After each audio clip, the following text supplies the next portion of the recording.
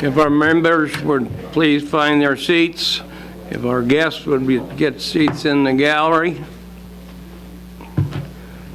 Looks like about 30 minutes late, so. Anyway.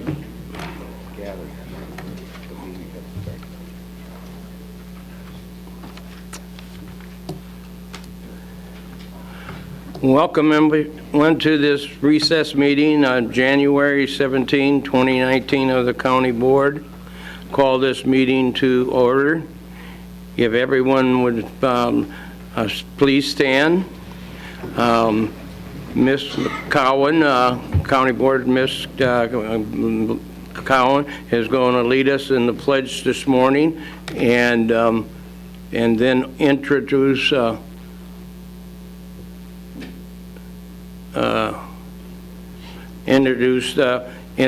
the clergy first this morning. Ms. Cowan.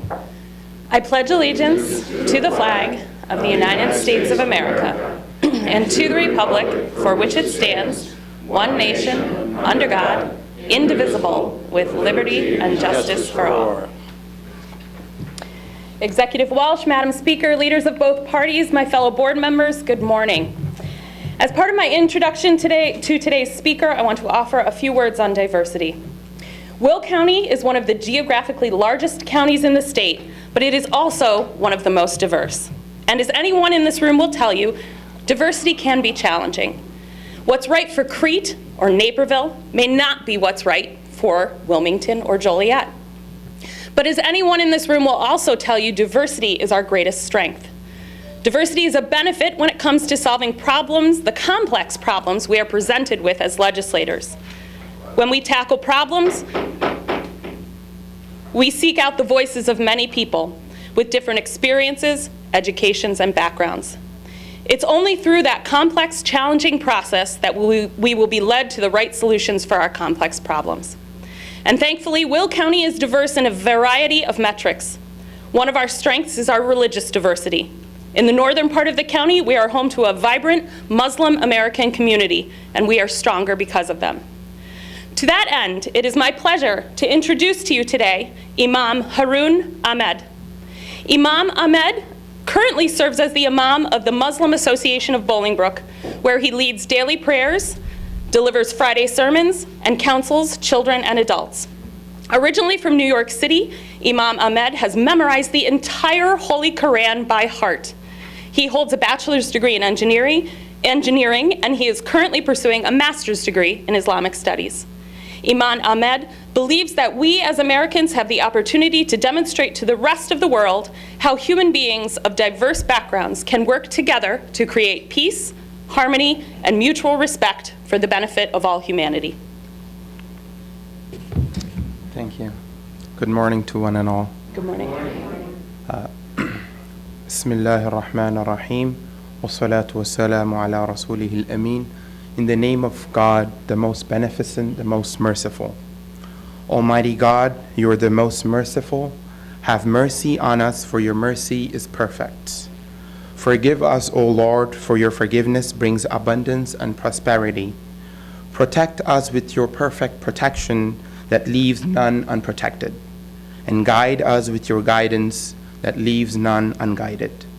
I ask you, O Lord, that you bestow upon our leaders the understanding to choose that which is right, and the fortitude to abstain from which is wrong, and the wisdom to lead us and guide us to a prosperous future.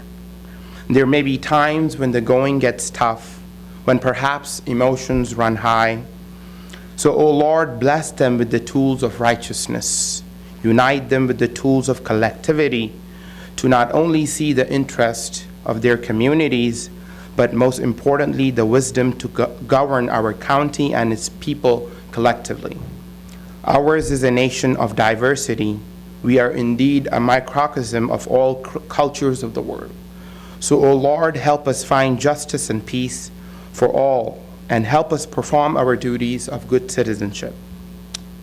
And guide our leaders day and night through sickness and health, happiness and sadness, so they may not only understand the problems facing our county and its people, but most importantly, give a perfect solution for the betterment of the entire community.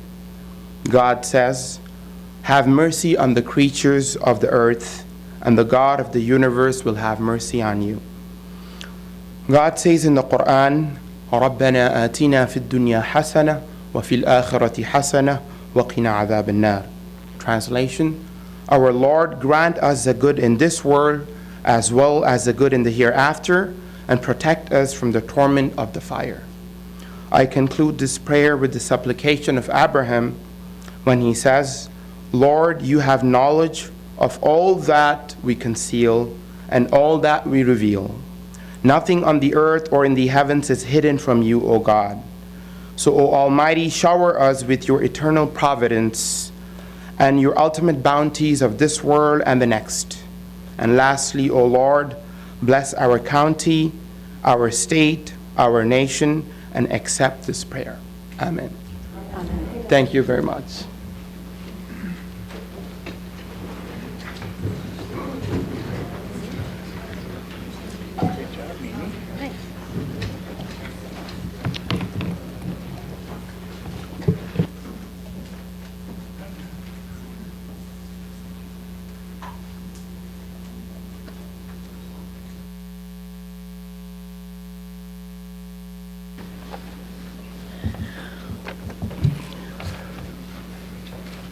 You ready to go?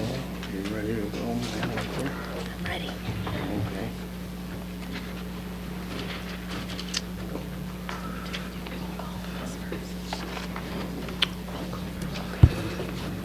Okay. Madam Clerk, will you please call the roll?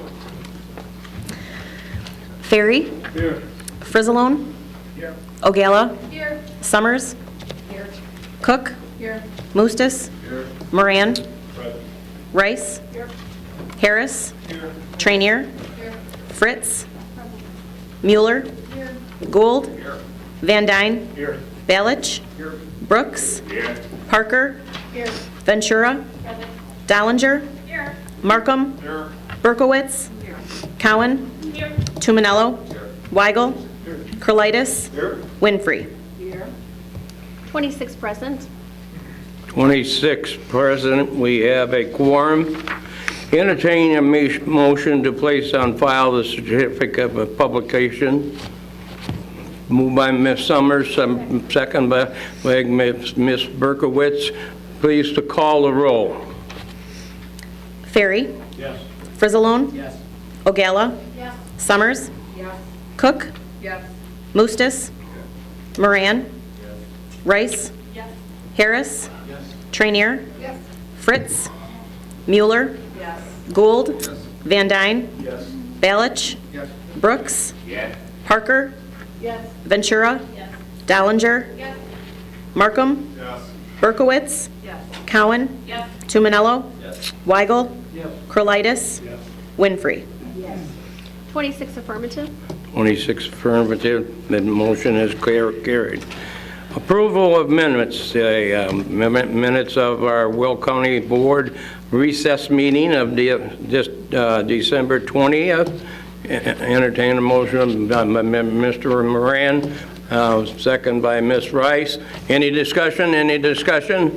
Previous roll by Ms. Cook and second by Mr. Harris. All in favor signify by saying aye. Aye. Contrary, motion is carried. Motion to approve the minutes of the executive session of the County Board minutes done December 20th, 2018. Moved by Mr. Markham, seconded by Mr. Van Dyne. Any questions? Any questions? Previous roll by Ms. Parker, second by Ms. Fritz. All in favor say aye. Aye. Contrary, motion is carried. Madam Clerk, would you please acknowledge the elected officials and the media that are here to this morning? Today we have Auditor Duffy Blackburn, County Clerk Lawrence Daly Ferry, County Executive Larry Walsh, Recorder of Deeds Karen Stukel, State's Attorney James Glasgow, Treasurer Tim Brophy. And for the media, we have Alice Fabre, and Megan Horsted from the Times Weekly, and Nick Ryer. Well, he was here earlier. He was here. He was here. That's good. Thank you. Next up, we got some honorary proclamations to read. County board members from their desk. And the first one up is recognize the week of January 2026 as School Choice Week in Will County. And then Mr. Frizzalone will read a proclamation from his desk. Thank you, Mr. Executive. Whereas all children in Will County should have access to the highest quality education possible, and whereas Will County recognizes the important role that an effective education plays in preparing all students in Will County to be successful adults, and whereas quality education is critically important to the economic vitality of Will County, and whereas Will County is home to a multitude of high-quality public and non-public schools from which parents can choose for their children, in addition to families who educate their children in the home. And whereas educational variety not only helps to diversify our economy, but also enhances the vibrancy of our community. And whereas Will County has many high-quality teaching professionals in all types of school settings who are committed to educating our children. And whereas School Choice Week is celebrated across the country by millions of students, parents, educators, schools, and organizations to raise awareness of the need for effective educational options. Now therefore be it resolved that the Will County Board and the Will County Executive do hereby recognize January 20 to 26, 2019 as Will County School Choice Week and call this observance to the attention of all of our citizens, dated the 17th day of January 2019, and I so move. Moved by Mr. Frizzalone, second by Ms. Dollinger.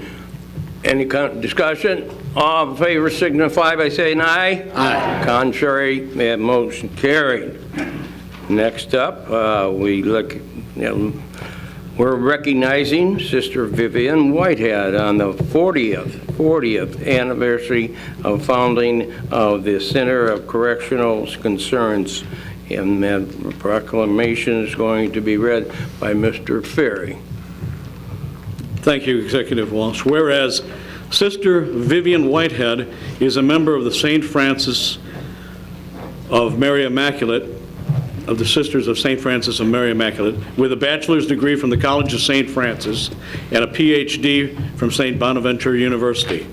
And whereas, while studying criminal justice at the University of Notre Dame, Sister Vivian was encouraged to do counseling work at the Will County Jail. And whereas Sister Vivian realized, in addition to the need for drug, alcohol, and mental health counseling, 70% of the jail population did not have a high school diploma.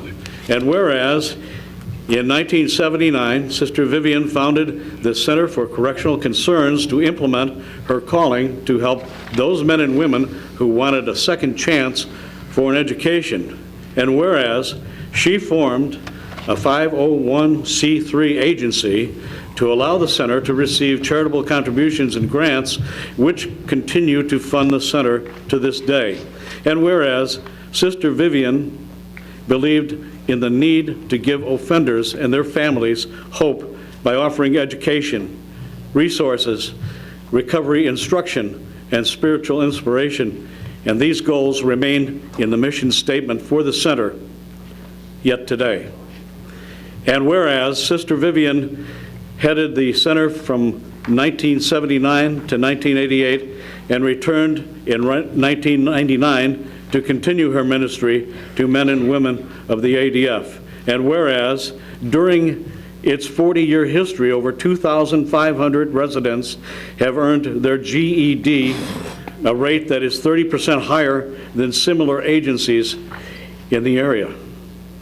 Now therefore, be it proclaimed that the Will County Board and the Will County Executive hereby recognize and congratulate Sister Vivian Whitehead on the 40th anniversary of the founding of the Center for Correctional Concerns in 1979. Be it further proclaimed that the Will County Board and the Will County Executive express their appreciation to Sister Vivian for her work at the Will County Adult Detention Center and the positive effect on those Will County residents.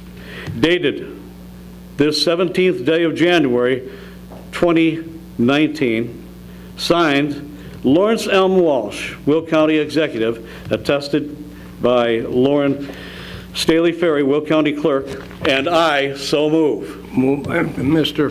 Ferry, second by Mr. Brooks. Any discussion? All in favor signify by saying aye. Aye. Contrary, motion has carried.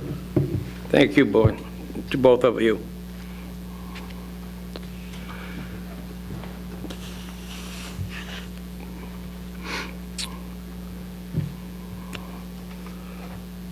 Old business, all resolutions approved at the November 2018 County Board meeting have been signed by the County Executive. Moving on to new business, and we have a presentation of energy saving programs, energy markets, and renewable energy and you run a show, Sam? Good.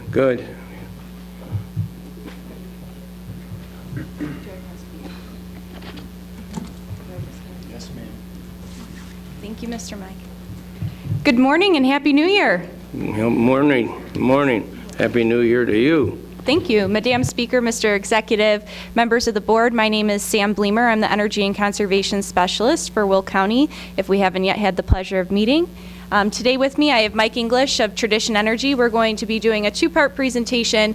I want to give a little overview of some of the energy efficiency work that we've been doing, some of the things that we have in the works, and then, if you recall, back in April, this county board elected to have our energy procured so that we could save money and also source some of our energy from renewable sources. So we're going to give an update on what those savings look like in actuality as compared to projections, and some of the options that we have going forward. But to get us started, I want to have the slide advance.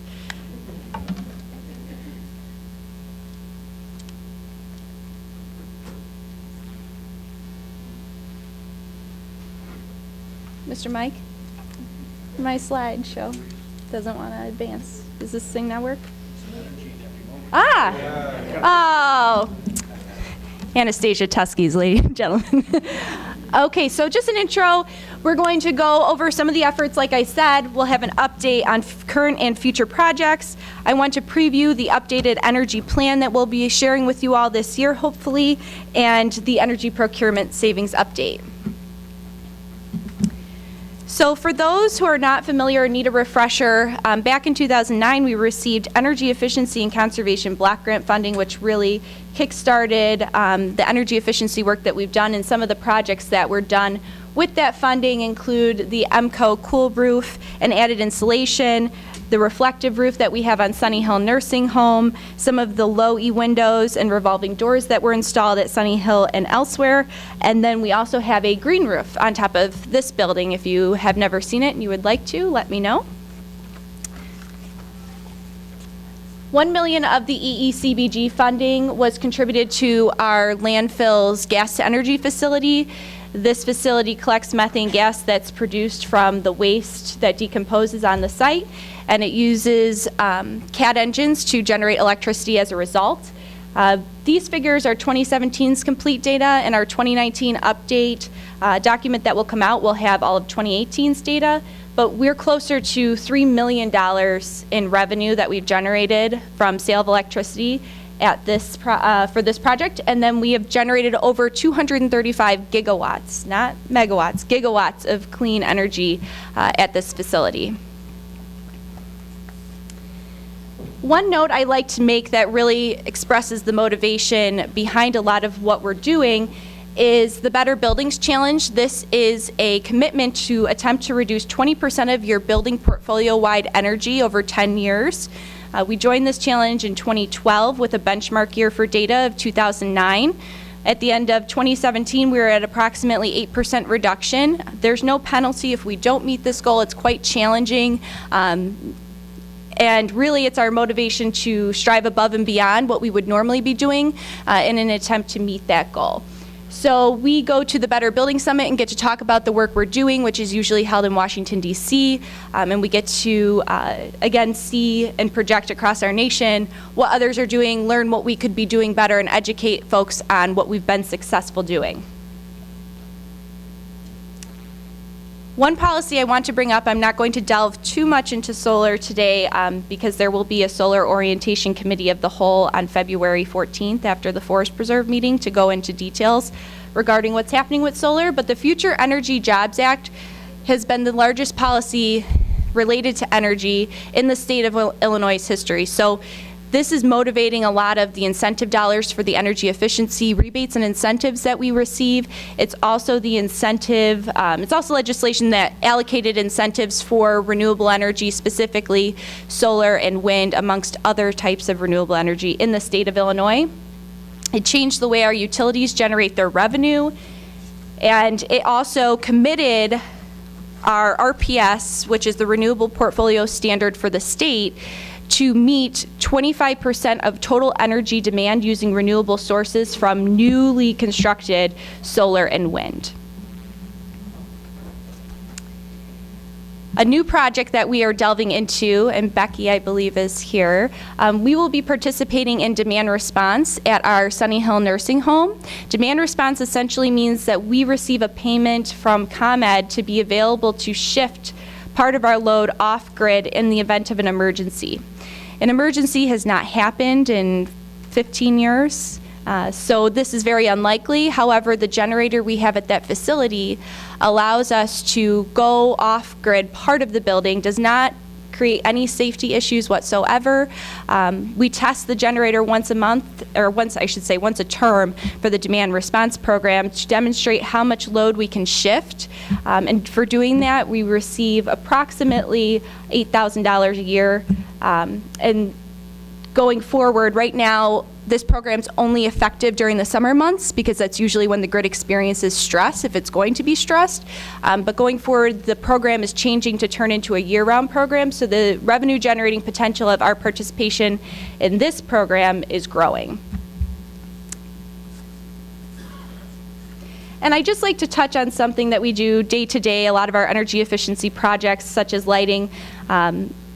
At our Child Advocacy Center across the street, when we initially purchased that building, we went in and did some energy efficiency work, and one of those projects was lighting. And you can see that just from doing that project, we received $7,000, closer to $8,000 in incentives from ComEd, and then also we're saving approximately $2,000 annually just in that small facility. To give you an idea, when we do larger projects, we recently are in progress of transitioning all of our lighting in this facility to LED.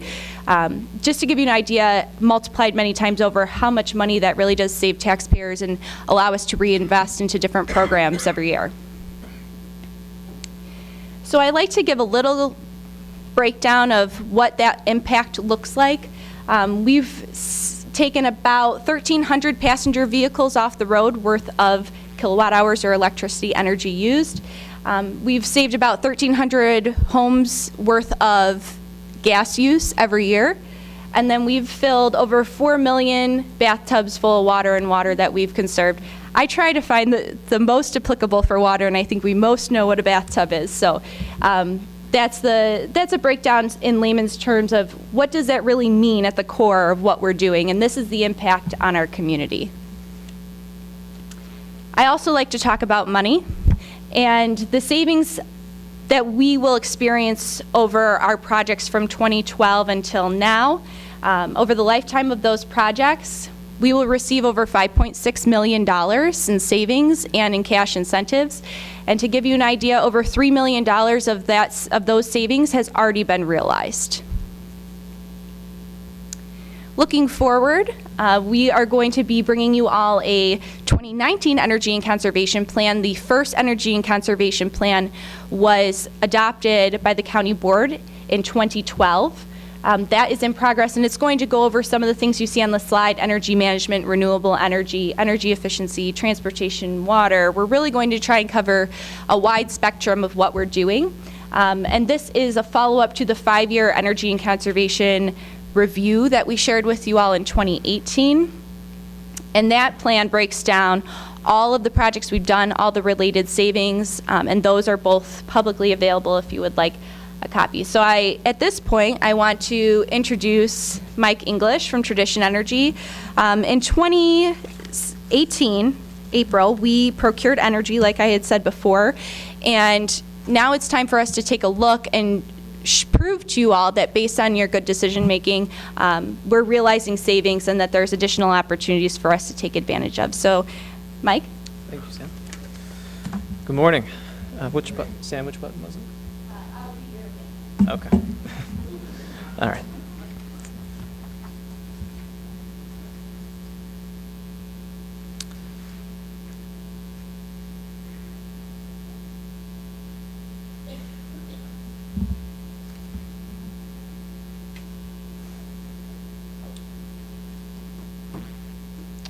All right. Thank you, Sam. So as Sam mentioned, my name is Mike English. I'm from Tradition Energy. Just a quick backstory to how we got here. So Tradition Energy, we are a full-service energy advisory firm, specifically advising clients with energy procurement and management needs. Part of how we became partnered with the county is through the U.S. Communities Cooperative Program. Will County is a member of U.S. Communities. U.S. Communities is an intergovernmental purchasing cooperative, and so U.S. Communities did an RFP for our services to assist their members, and so that's how we came to where we are today, assisting the county with the energy procurement and management needs. And jump to the next one here.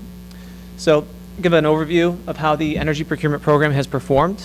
Like Sam mentioned, we executed agreements in April of last year to take effect in July of 2018. Those were 36-month agreements, so we'll review how they have performed for the past 6 months they've been in place. And then diving into what was put in place for the electricity side of things. Currently, the county is sourcing 50% of the electricity from renewable resources, talking about opportunities to potentially expand on that. And then just give a quick forecast for where we foresee energy prices headed through the remainder of this year. So just a quick recap of what we talked about back in April that led us to this decision. The chart here shows what ComEd, the local utility company's historical energy prices have been going back to 2008. As you can see, they've been fairly volatile. There's a lot of peaks and valleys there. And so that green line indicates where the current rate is that was procured. And so it gives you some context there. Obviously, based on where the line is in conjunction with the chart, the county made a very good decision, wise choice in historical context based on where the rate is moving forward. So a result of the RFP we conducted with the suppliers, Constellation Energy is highlighted there. They are currently the supplier that the county is procuring the electricity from. You have your various terms there associated with the different prices that are delineated. The county ended up, like I said, going with 36 months. This is including a 50% green adder, so 50% of all the electricity that's consumed annually comes from renewable resources. And then just the recommendation, how that boils down from the numbers perspective. We obviously have that 36-month column on the right-hand side highlighted, but then the boxes in yellow indicate what was implemented. So we have the rate of 2.98 cents per kilowatt hour, resulting in an annual energy budget of about $508,000, assuming the historical annual consumption of about 17 million kilowatt hours. That results in about a $15,000 annual savings compared to what was being in place with ComEd. It works out to about 2.9% annual cost reduction. Same idea here with the natural gas. Natural gas is equally volatile and has had a lot of peaks and valleys over the past. This is actually going back to 2003 from when the county had originally procured the gas. Since 2003, it's been on a market-based product, so it just changes every month with supply and demand.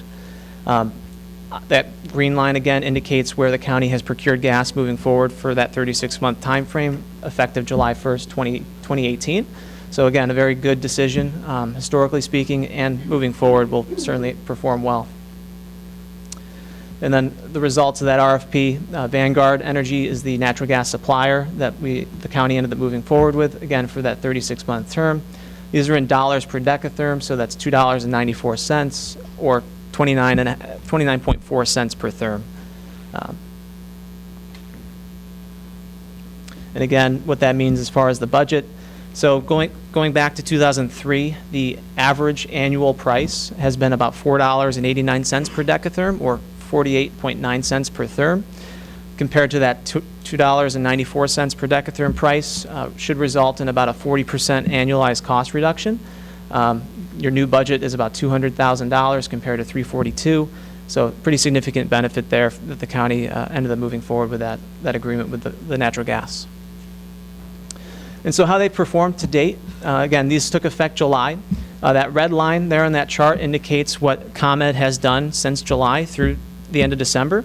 And overall, the net benefit to the county on the electricity procurement has been a benefit of over $12,000. Likewise, on the natural gas, that red line indicates what would have been in place if nothing had been done. That green line is where you procured. Again, positive result there of just over $15,000 since July.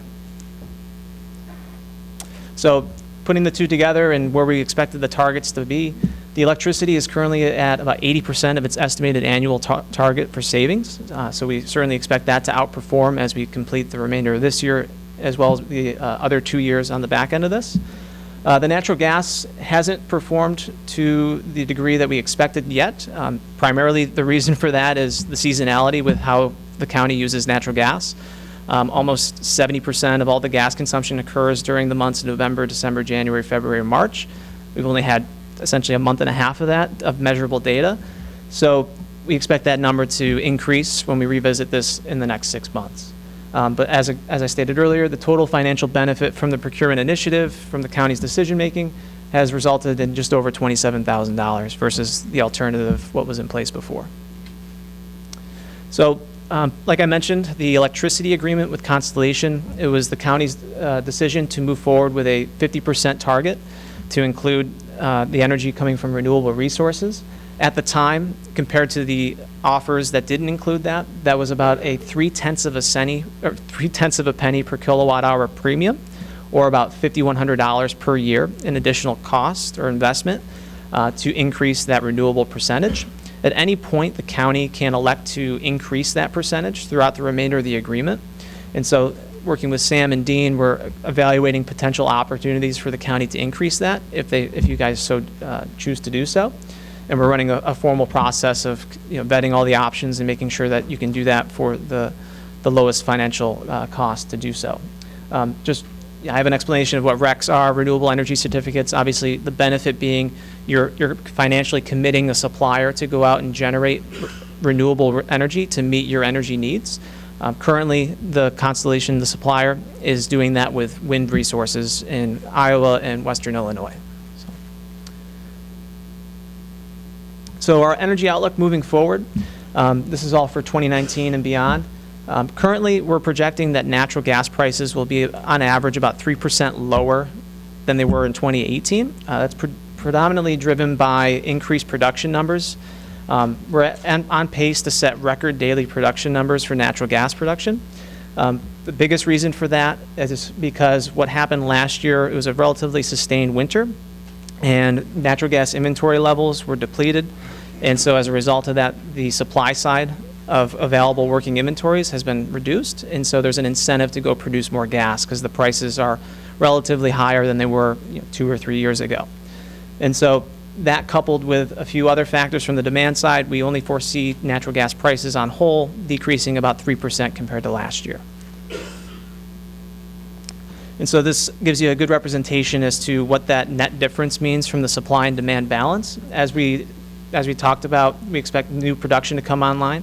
However, there are other things from the demand side that we have to pay attention to, such as our net exports of natural gas through liquefaction cargoes, Mexican exports, as well as residential and commercial demand increasing. And then we've had a record amount of new natural gas-fired power generation come online throughout the U.S. However, the net difference is more supply growth is coming into the picture rather than demand, and that's why we foresee that marginal 3% decrease for 2019. compared to 2018. And then talking about the storage picture again, that red line indicates where we're forecasted to end this winter at. That blue line indicates what the 5-year average is. So you can see that we're going to be at a significant reduction compared to where we're usually at for the end of winter. And so that's going to drive that incentive to have record production come online. As supply decreases, the price will become higher. So more incentive there. And so when we talk about gas, we also have to talk about electricity. Natural gas is the marginal fuel used to generate electricity in this market.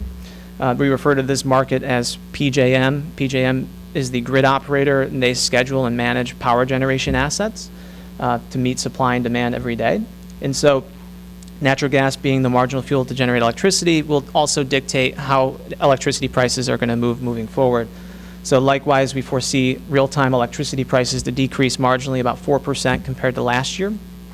As I mentioned, there has been a record amount of new natural gas-fired generation coming online, so it's going to be a balancing act moving forward with that supply-demand picture from the gas side, which will also drive power prices. The other side of the equation is the demand. So we talk about peak demand. Peak demand is the amount of generation that needs to be available at any given point in time to make sure that there isn't a blackout or a brownout. And so that green line represents what the peak demand was in PJM for last year. The blue line for 2019, obviously we're expecting that to increase. These are all based on weather normalized events. Obviously, if we have a hotter than expected summer, that would drive that peak demand higher. So as we expect peak demand to increase, that's also going to have a push and pull effect on the price of electricity. So again, not forecasting a significant drop, just a very marginal one. And then diving deeper into our region here in ComEd, we have the benefit of having a very diverse generation mix. We're not as heavily gas and coal sensitive in this region compared to other parts of PJM. Obviously, we have the nuclear facilities here in our backyard. And as Sam mentioned earlier, the new initiatives from the state to generate more renewable resources here. So we have a very diverse power mix.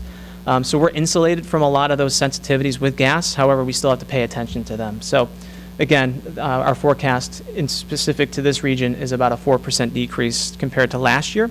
But all that being said, we still foresee the county outperforming what was in place before, even taking into consideration that the market may decrease here marginally moving forward. So we still expect that the procurement initiatives will result in substantial savings for the county.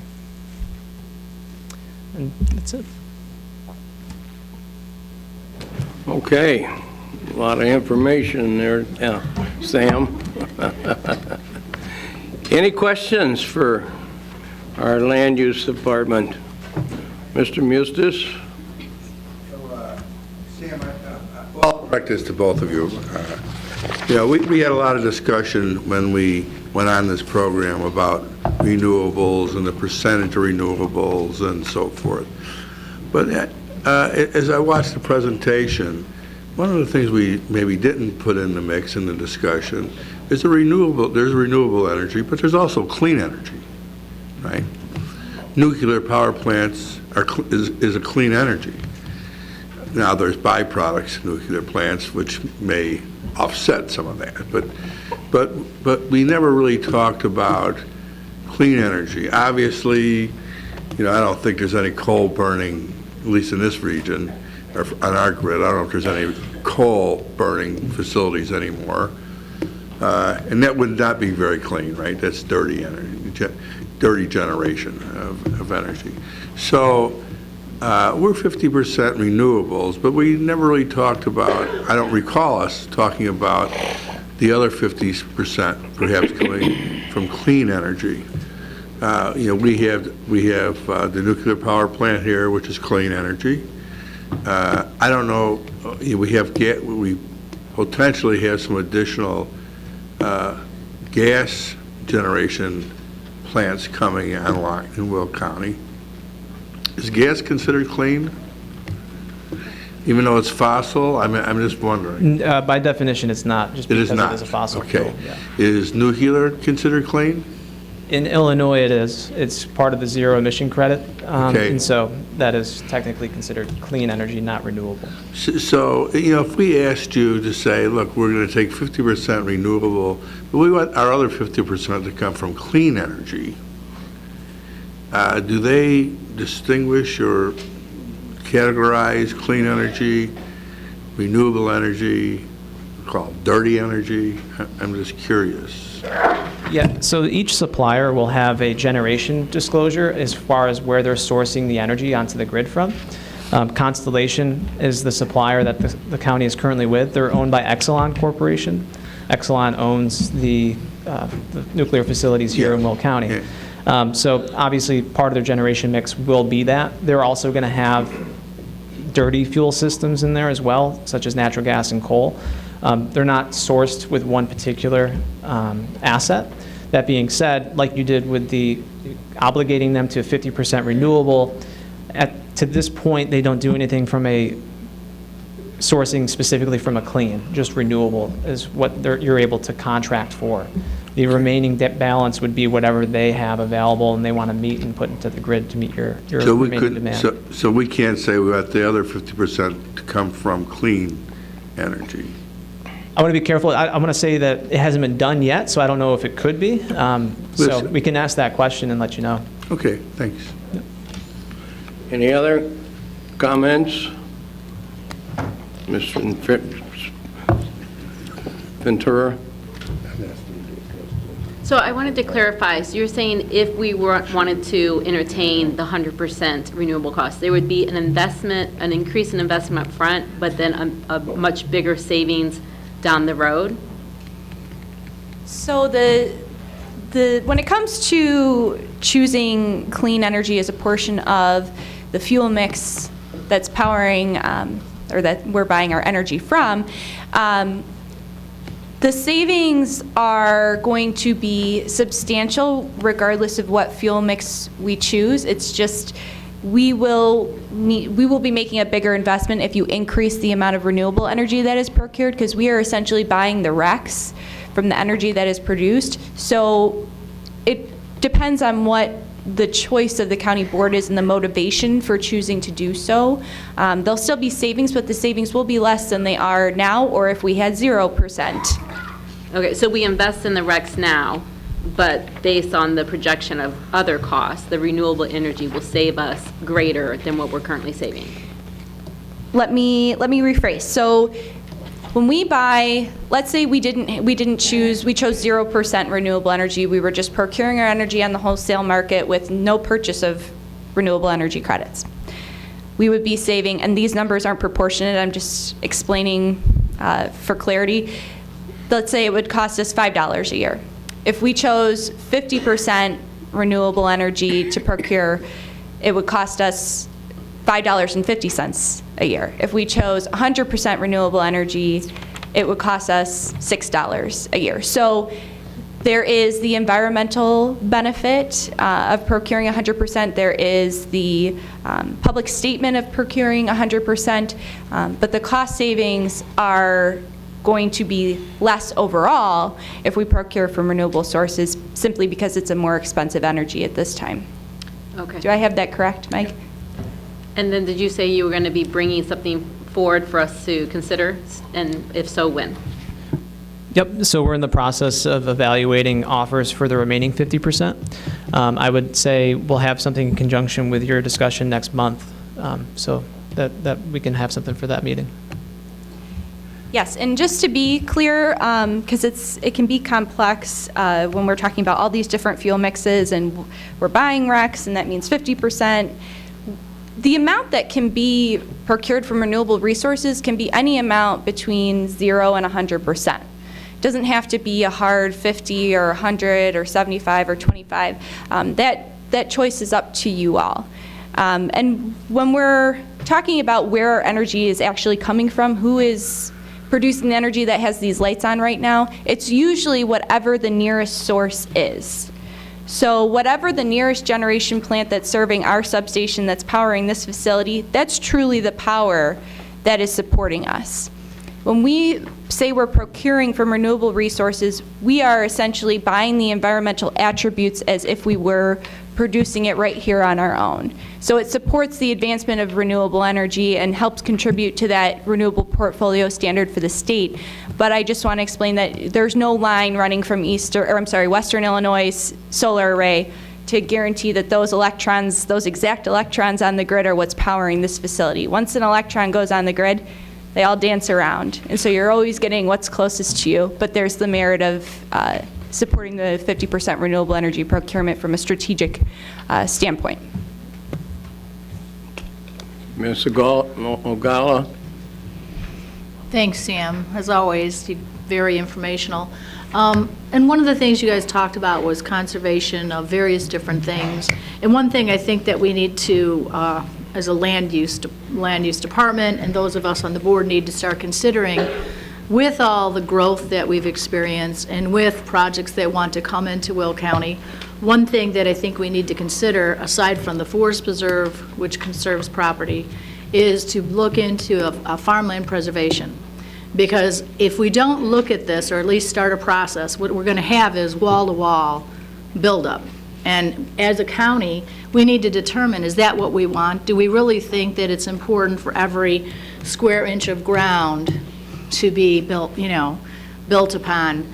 And our family, and many farm families, are conservation award-winning families, where they've gone and put in many practices that help with soil erosion, help with protecting the water from any chemicals or whatever leaching into the water system. Those are all things that we do as farmers. But I think as a whole, as a county board, we should look at, and your conservation plan is we need to start looking at and planning for preservation of farmland. Yes, be happy to include that in the discussion for the energy plan. Thank you. Thank you. Mr. Mustis? I'm sorry, one other little quick question. And this is partly for new members also. We have a landfill, and in that landfill, of course, our partner has been Waste Management, and we have methane generation there. In other words, we sell methane to, rather than burn it off, we divert it to electric generation. Is that considered clean or renewable? So it depends who you're talking to. Most folks will say it's alternative, just because eventually the methane volume produced will go away. So it's not an endless fuel stock, whereas the sun, hopefully, is an endless fuel stock for solar energy. Mike, you might be able to say from a standpoint of the market. From the market and legislative perspective, usually it's part of the RPS, the Renewable Portfolio Standards, but like Sam said, there's a gray area there because you are being conservative in recycling the energy, so it's considered an alternative source. Alternative source. So alternative sources could be anything. They could be clean, they could be not clean. There are clear guidelines with it, what qualifies for that state renewable portfolio standard, and they break it down: renewable, clean, alternative. I would think they've exhausted everything that could be creating energy from an alternative perspective, but there's an exhaustive list that's available, and I can send that to you if you'd like. And one other comment I would make, Sam, is that, of course, this is driven by economics also, but we do have additional opportunity to put more generators out at the landfill, I believe, don't we? I think we. Yes, there's capacity for 4 additional. Or 3. I apologize. Dean's holding up a 3 in the back. 3. Okay. So. But we are exploring another use for that fuel that would be more financially beneficial for both the county and Waste Management. Well, that was going to be another thing. So we can recapture. Right now, we're not using it all, so some of it's being burnt off. But we can capture that and send it for other. Yes, we are in very, very preliminary talks with Waste Management about renewable energy pipeline projects. Very good. Thank you. Anything else? Anyone else? Very interesting, Sam, Mike, thank you very Thank you. much. Keep moving you. forward out there, okay? Thank you.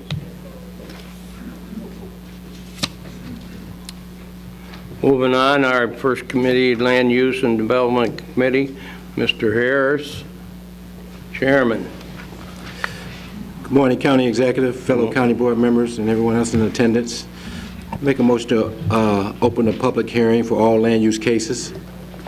Moved by Mr. Harris, second by Mr. Markham. Madam Clerk, would you please call the roll? Ferry? Yes. Frizzalone? Ogala? Summers? Cook? Moostis? Moran? Rice? Harris? Yes. Trainier? Fritz? Mueller? Gould? Van Dyne? Balich? Brooks? Parker? Ventura? Dollinger? Markham? Berkowitz? Cowan? Tumanello? Weigel? Crolitis? Winfrey? 26 affirmative. 26 affirmative. We are in public hearing. Please be advised, absolutely no new evidence or information will be allowed once this land use public hearing is closed. We have 3 cases this morning to be heard. Case ZC 18-059, ZC 18-076, and ZC 18-080. We have one person signed up, Mr. Paul Siegel, and it says only if questions are, okay, you do not want to talk, okay. Okay, anybody from the public on any of these 3 cases? Anybody from the public that wishes to speak on any of these 3 cases? One more call. Anyone from the public that would like to speak on these 3 cases? Mr. Harris. I make a motion to close the public hearing for all land use cases. Moved by Mr. Harris, second by Ms. Ventura. Madam Clerk, call the roll. Ferry? Yes. Frizzalone? Ogala? Summers? Cook? Moostis? Moran? Rice? Harris? Yes. Trainier? Fritz? Mueller? Gould? Van Dyne? Balich? Brooks? Parker? Ventura? Dollinger? Markham? Berkowitz? Cowan? Tumanello? Weigel? Crolitis? Winfrey? 26 affirmative. 26, we are out of the public hearing. Mr. Harris, please continue. Okay, the first zoning case is 18059. This is a special use permit for Royal Events. It's located in Lockport Township, commonly known as a vacant property on South Weber Road in Lockport, Illinois. Planning and zoning approved 5-0. Land use approves 7-0 with for Royal Events with 6 conditions. I so move. Moved by Mr. Harris, second by Ms. Ventura. Any questions? Any questions? Previous roll call by Mr. Tumanello, second Ms. Parker. All in favor, say by aye. Aye. Contrary, motion is carried. The next case is 18-076. This is a special use permit for a solar farm with a variance lot from 300 feet to 0 feet. It's located in Jackson Township, currently known as vacant property on West Sharp Road in Elwood, Illinois. Planning and zoning approved 7-0 for the solar farm with 12 conditions. Land use approves 7-0 with supplemental special use permit for the solar farm with 12 conditions. I so move. Moved by Mr. Harris, second by Mr. Van Dyne. Any questions? Any questions? Ms. Ogala.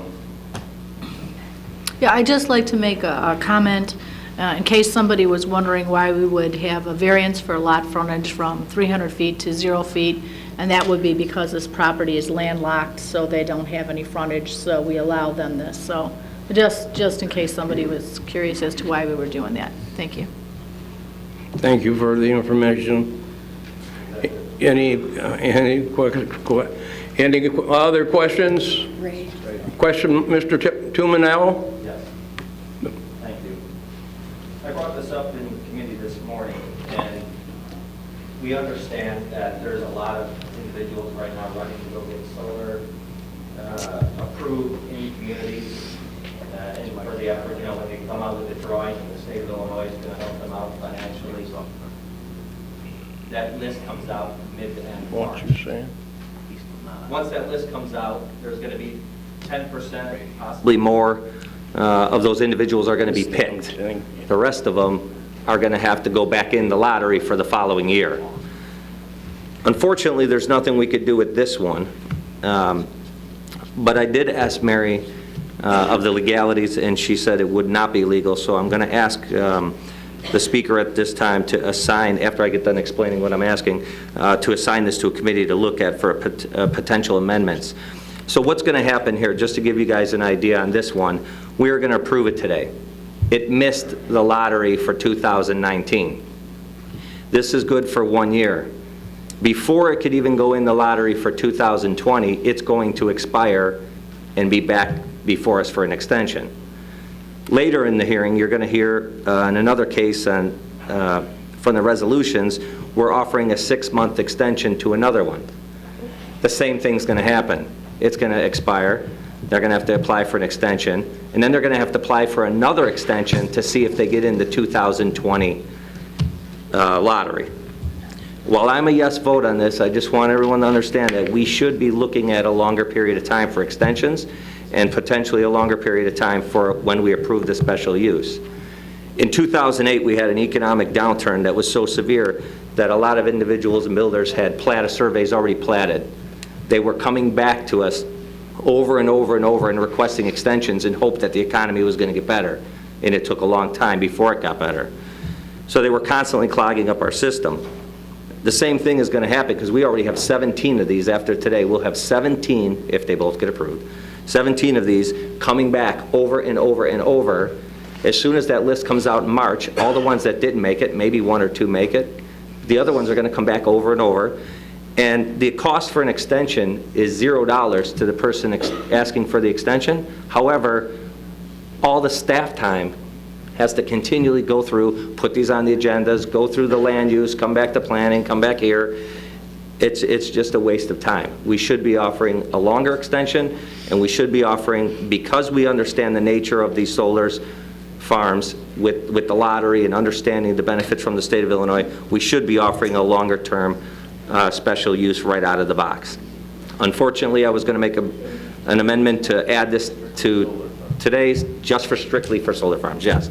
But unfortunately, that would not be legal, so we couldn't do it. But I'll be a yes vote, but I'm asking if we could take a look at that in committee because it's just a waste of time. We're just going to keep seeing these over and over every month, and it's definitely a money loser for the county.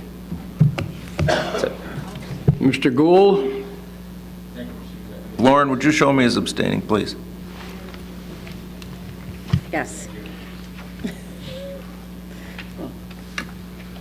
Any other discussion? Any other discussion? Warren, call the roll. Ferry? Yes. Frizzalone? Yes. Ogalla? Yes. Summers? Yes. Cook? Yes. Mustis? Yes. Moran? Yes. Rice? Yes. Harris? Yes. Trainier? Yes. Fritz? Mueller? Yes. Gould?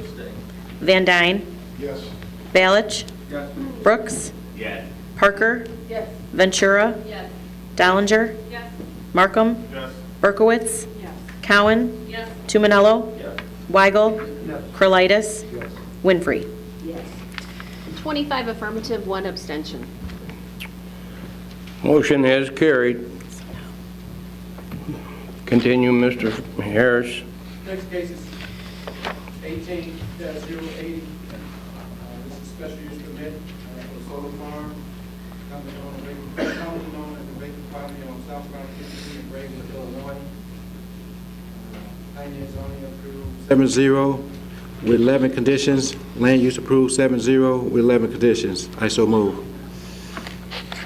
Moved by Mr. Harris, seconded by Mr. Van Dyne. Any discussion? Any discussion? Previous roll by Ms. Summers, second by Ms. Cook. All in favor, send by saying aye. Aye. Contrary, motion has carried. We have to ask. Okay, thanks, yep, yes. Who, that was the abstention. Don, he said Don. yes, yeah. You yes on that, Don? Yes, thank you. The Land Use and Development Committee has one item to place on file. This is an application for the aggregate surface mining permit by Vulcan Construction Material, LP. The address of mine is 595 West Laraway Road, Joliet, Illinois, 60436. I so move. Moved by Mr. Harris, second by Ms. Mueller. Any discussion? Being none, all. Previous roll by Ms. Trenier, second by Mr. Markham. All in favor, say by aye. Aye. Contrary, motion as carried. We have a resolution, 19-1. This is authorizing the extension of a special use permit for zoning case 17-036. It's located in Crete Township and commonly known as the vacant property on East Goodenow Road in Crete, Illinois. I so move. Moved by Mr. Harris, second by Ms. Summers. Any discussion, any discussion? Previous roll by Ms. Ogala, second by Ms. Dollinger. All in favor signify by saying aye. Aye. Contrary, motion has carried. The next Land Use and Development Committee meeting is scheduled for February 11, 2019 at 10:30 a.m. There has been a change in the chair for this committee. Tyler Markham, County Board Member Tyler Markham will be taking over as the chair and will be presiding over the Land Use Committee from this day forward. Thank you. You're welcome. Thank you, Mr. Harris. Next up, Finance Committee, Mr. Harris, Chairperson. Good morning, County Executive, fellow County Board members, and everyone else in attendance. We have a monthly financial report to be placed on file. This is a report from the Illinois Department of Revenue showing sales taxes remitted to the Will County for the month of October 2018 to be $1,715,721.07. The RTA tax received is $2,036,236.03. The total received $3,751,957.10. We also had a Will County Treasurer report dated November 30th, 2018. We had a Will County Treasurer quarterly report September 1st, 2018 through November 30th, 2018. We had a Will County semi-annual report from 6/1/18 through 11/30/2018. And we have the Will County Treasurer annual report from 12/1/2017 through November 30th, 2018. I so move. Moved by Mr. Harris, second by Ms. Rice. Any discussion? Any discussion? Previous roll by Ms. Cook, second by Ms. Berkowitz. All in favor, signify by saying aye. Aye. Contrary, motion is carried. We have Resolution 19-2. It's appropriating grant funds in the Will County Sheriff budget from the Department of Homeland Security Grant Program. I so move. Moved by Mr. Harris, second by Mr. Moran. Any questions? Any questions? Previous roll by Ms. Parker, second by Ms. Fritz. All in favor signify by saying aye. Aye. Contrary, motion has carried. We have Resolution 19-3. This authorizing the county executive to execute necessary documents for delinquent tax program. I so move.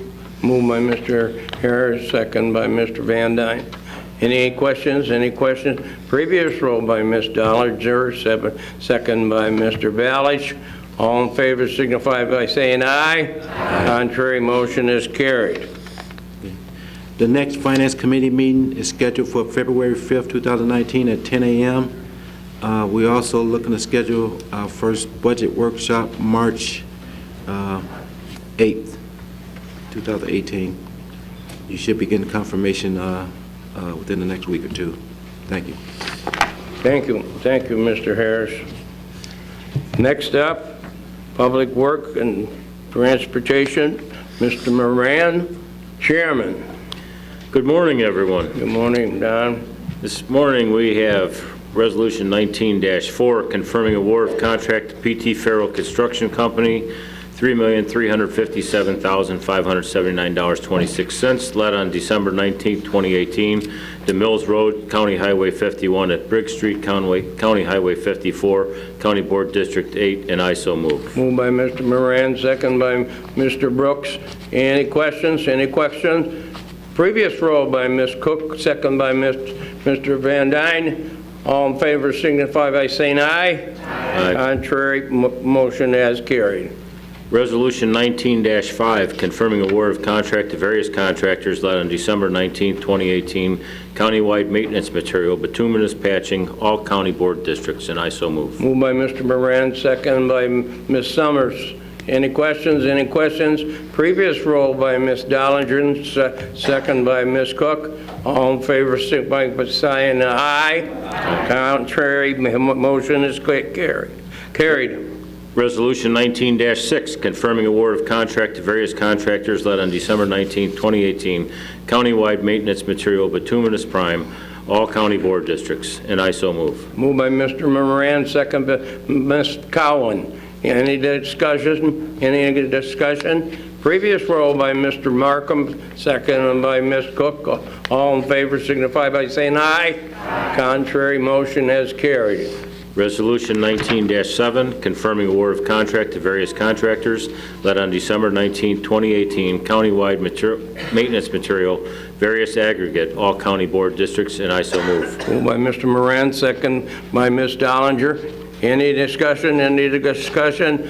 Previous roll moved by Mr. Tumanel, second by Ms. Parker. All in favor signify by saying aye. Aye. Contrary, motion has carried. And because we have to pay for all this stuff, 19-8, adopting IDOT resolution for improvement by county under the Illinois Highway Code for countywide maintenance material, all county board districts using MFT funds, $3,881,850, and I so move. Moved by Mr. Moran, second by Ms. Rice. Any questions? Any questions? Previous roll by Ms. Ogala, second by Ms. Trainier. All in favor signify by saying aye. Aye. Contrary, motion has carried. Resolution 19-9, authorizing approval of the establishment of altered speed zone 572, County Board District 1, and I so move. Moved by Mr. Moran, second by Mr. Van Dyne. Previous roll by Ms. Summers, second by Ms. Ogala. All in favor signify by saying aye. Aye. Contrary, motion has carried. Resolution 19-10, supplemental resolution for improvement by county under the Illinois Highway Code for Cedar Road, County Highway 4 at Division Street, County Highway 75, using additional motor fuel tax funds, $6,176.30, County Board District 7, and I so move. Moved by Mr. Moran, second by Mr. Harris. Any discussion? Any discussion? Previous roll by Mr. Balich, second by Mr. Weigel. All in favor signify by saying aye. Aye. Contrary, motion is carried. Resolution 19-11, authorizing approval of professional services supplemental agreement for engineering services for Pauling, Goodnow Road, County Highway 23 over Plum Creek, County Board District 1, and I so move. Moved by Mr. Moran, second by Ms. Summers. Any discussion? Any discussion? Previous roll by Mr. Van Dyne, second by Ms. Trainier. All in favor signify by saying aye. Aye. Contrary, motion has carried. Resolution 19-12, authorizing an agreement between the County of Will and Chi-Cap Pipeline Company, whose contractor operator is BP Pipelines North America Incorporated, for reimbursement for relocating facilities along 135th Street, County Highway 35, from Smith Road to Emily Lane, County Board District 7, and I so move. Moved by Mr. Moran, second by Mr. Balich. Any question? Any questions? Previous roll by Ms. Dollinger, second by Ms. Fritz. All in favor signify by saying aye. Contrary motion has carried. Resolution 19-13, authorizing an intergovernmental agreement between the City of Lockport and the County of Will for installation, maintenance, and energy of traffic signals at the intersection of 143rd Street and Prologis Parkway and Ridge Circle in the County of Will, County Board District 7, and I so move. Moved by Mr. Moran, second by Mr. Frizzalone. Any discussion? Any discussion? Previous roll by Mr. Ballage, second by Mr. Dollinger. All in favor, singing by aye. All motion is carried. At last month's meeting, I asked the county board members forward to me and include more done in a correspondence, any concerns you have for transportation issues in your district.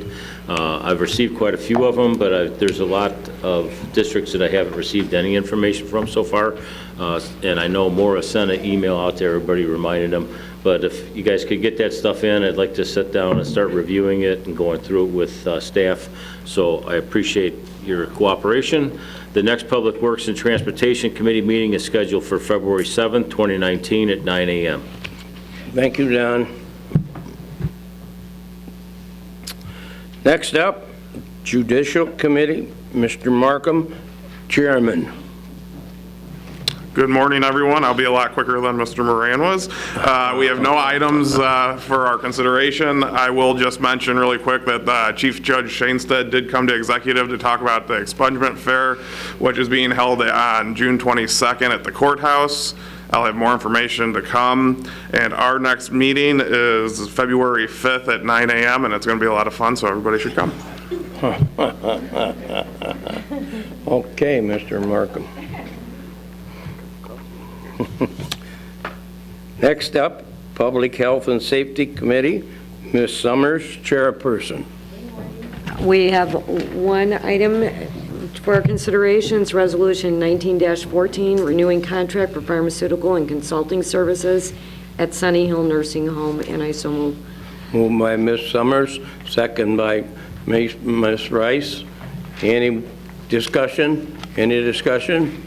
Previous roll by Ms. Cook, seconder by Mr. Van Dyne.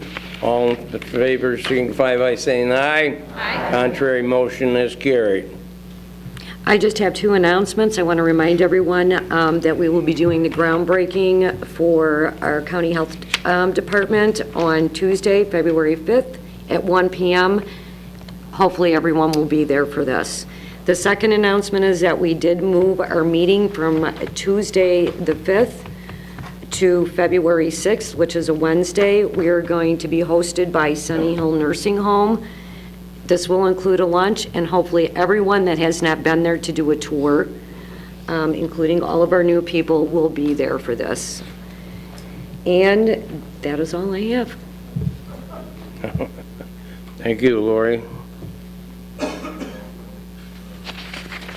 Next up, Legislative and Policy Committee, Ms. Trainier, Chairman-person. Good morning, everyone. Good morning, I have, Jackie. thank you. We just have one resolution this morning. This is something that was asked of us by NACO, supporting the resolution of air ambulances under the Airline Deregulation Act. You should have the resolution in your packet. We'll be sending this on to NACO. This has to do with air ambulances. Usually if you need an air ambulance, you're probably not too conscious at the time. And you don't really get a choice in who's moving you from hither and yon to whatever said hospital or facility you need to go to. Certainly you are not in a position to shop around for the best price. And so hopefully this will, if it moves forward, help with some of those problems going forward. So I ask for your support on this resolution by making a motion to approve it. Okay. Any comments? Mr. Tumalo? Thank you. And while I would agree with Ms. Trenier, I do have to ask a question. By removing the air ambulances from the definition of air carrier from the federal regulations, does that also remove it from the regulations that keep it safely in the sky? I sure hope not. Mr. Moran is the expert on this. He brought this forward from the Transportation Committee at NACO. So, Mr. Moran, you are on. This would only remove it from the Airline Deregulation Act, which means that what happens right now is some states have tried to regulate this, and they've been sued in federal court, and the federal court has said that you can't regulate them because they're covered under the ADA. And so what this would do is this would allow states or the federal government itself to regulate the air ambulance industry, which right now, it was exempted out of the air deregulation. It was included in the Airline Deregulation Act, some think by mistake. It was overlooked. It wasn't something that they considered when they did the legislation. This has been on NACO's agenda. It hasn't been on it for a few years, but it has been on it in the past. It would not do anything to prevent them from being regulated by the FAA or anyone else.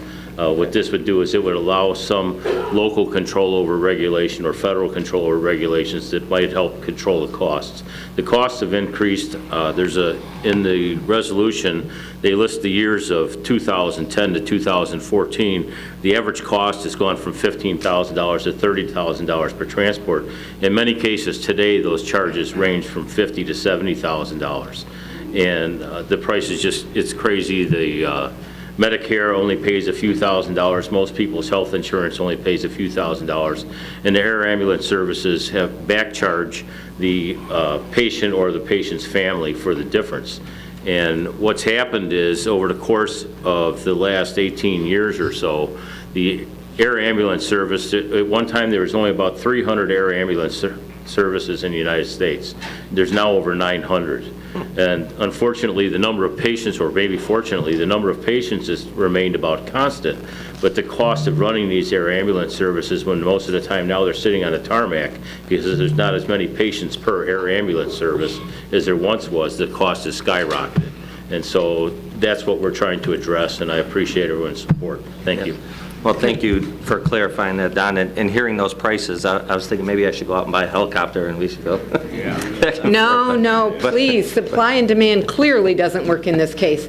Would you consider seconding my motion, please? Yeah, second. Thank you. Mr. Do we have the Berkowitz? potential language of the regulation? I don't think that was provided to me. I just kind of got the overview and then the sample resolution. That would obviously be something for Congress to decide on based on, our supported, well, NACO's support and lobbying on the issue. Comment done? I was just going to say that what we send, I'm the vice chairman of airports at the National Transportation Steering Committee for NACO, and what we generally do is we provide a resolution on the things that we think that NACO should adopt as policy. When this gets to the NACO legislative meeting, the Transportation Steering Committee as a whole will look at this issue, decide whether or not they want to include it in their annual policy that they want to lobby for construction of legislation in Washington, D.C., and if it's adopted, it'll be their policy for the following year. It'll continue in effect for 1 year. Then each year, all of their policy decisions have to be renewed. So it would be up to the legislature and Congress to decide what the specific language would say. So we got a motion and a second, and any other discussion? Previous roll by Mr. Van Dyne, second by Ms. Summers. All in favor signify by saying aye. Aye. Contrary, motion has carried. Just a couple of announcements and just information again for new board members. Julie, and this kind of goes to the question you asked. It's the same thing with our state legislative agenda and our federal legislative agenda. We can bring forth the idea and talk about what we want, but it's the legislative body that actually writes the language that they are going to be voting on. We don't get to just hand them a bill and say, please, present this on the floor. It would be nice. I think if we had more money, we could. There's some lobbyists out there that do stuff like that. But that being said, anybody here on the board, if you have an idea for an issue that needs to be a part of either our state or our federal agenda, please bring it forward. You're also, I'm sure, welcome to bring things forward to ISACO once that gets going, our state association. And I know many of our county-wide officials belong to various associations that lobby on their issues, and I would encourage them to reach out to their associations as well and get their issues front and center in front of those bodies.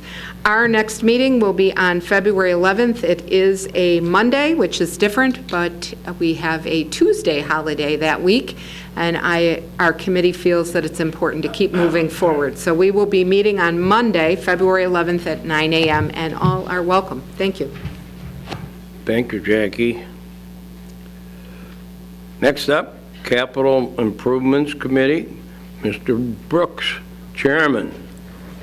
Good morning, Mr. Executive and ladies and gentlemen. I have no resolutions to bring forward. However, everyone should have an update on the capital improvement projects attached. Our next meeting is February the 2nd, and Lloyd Summers already stole my punchline.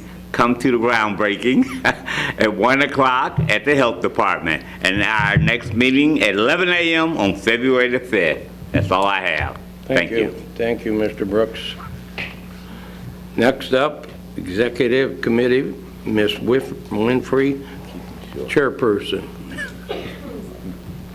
Good morning, Mr. Executive and fellow board members. Good morning, Denise. First resolution today, 18378, is on the table, so I'm going to move to remove it from the table. Moved by Ms. Denise Winfrey to remove the table. Second by Mr. Markham. Madam Clerk, call the roll. Ferry? Yes. Frizzalong? Yes. Ogalla? Yes. Summers? Yes. Cook? Mustis? Yes. Moran? Yes. Rice? Yes. Harris? Yes. Trainier? Yes. Fritz? Yes. Mueller? Yes. Gould? Van Dyne? Yes. Balich? Yes. Brooks? Yes. Parker? Yes. Ventura? Yes. Dollinger? Yes. Markham? Yes. Berkowitz? Yes. Cowan? Yes. Tuminello? Weigel? Yes. Curlitis? Yes. Winfrey? Yes. 26 affirmative. 26 affirmative. Has been removed from the table. Continue, Ms. Winfrey. Thank you. You may remember this is the amendment regarding the Public Building Commission, and there was some question about the amounts to be removed or to be refunded. That has been solidified, and so I'm asking to amend it so that for the administrative budget amount is to be $40,000 for each year, and with a total of $80,000, and then the amount to be refunded to the county is $130,000. So I ask to amend as indicated. You got the information? Yes. Okay.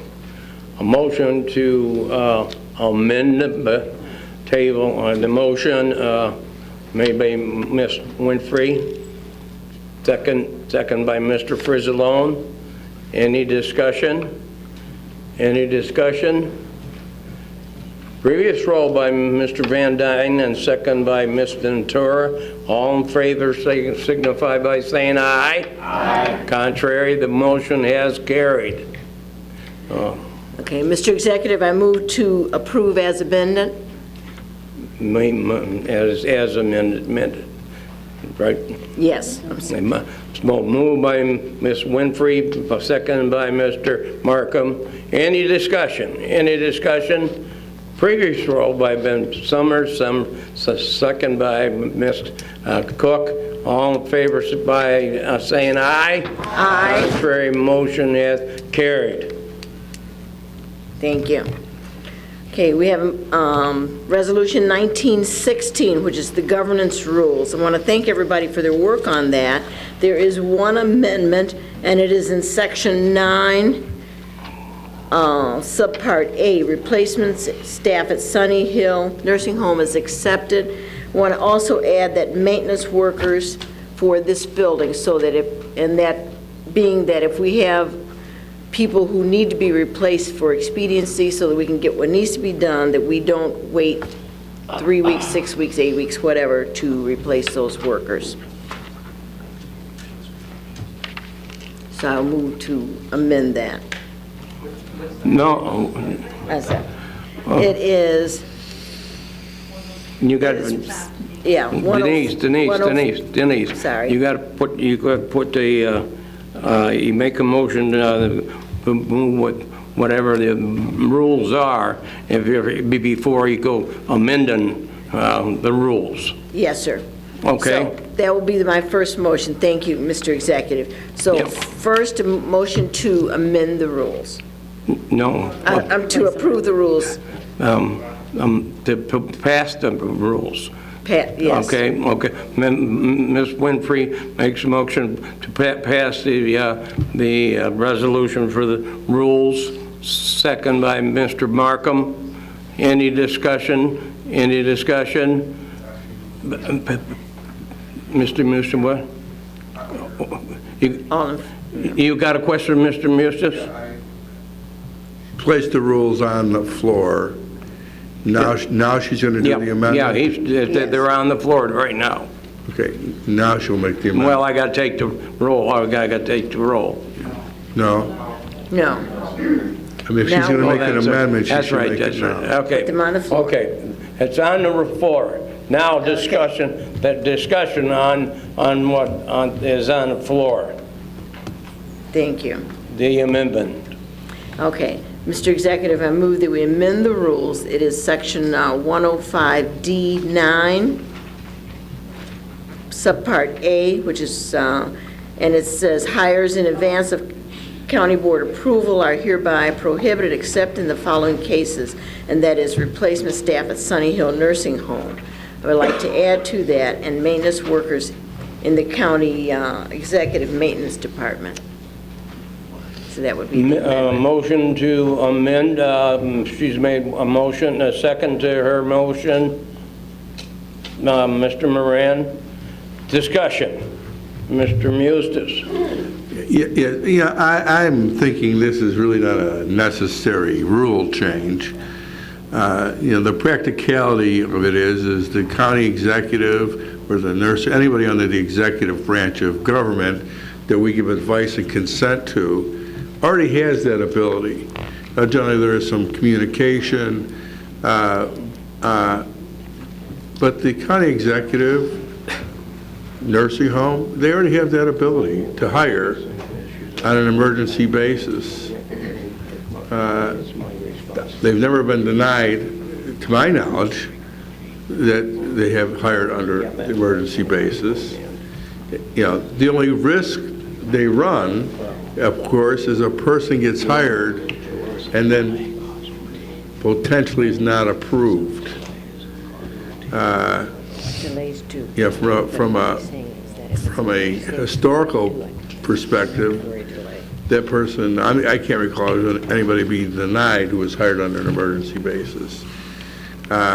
Quite frankly, I get concerned that this is an attempt to bypass advice and consent of the board, and I would not support the amendment based on this board giving up its authority of advice and consent. So I'll just end my comment there. Any other discussion? Mr. Frislow. I have to agree with Mr. Moose's assessment. We do have in the rules already an emergency hire prior approval of the county board speaker, legislative majority, and minority leader until such time as the hire is formally approved or disapproved by the county board. So we have a kind of emergency policy in there as well. I don't see why we need to make a special class of maintenance. I can't imagine what the emergency is. Jim. Dirty and lost a person that has to leave right away. I'd like some clarification of what the emergency would be that we need a maintenance worker.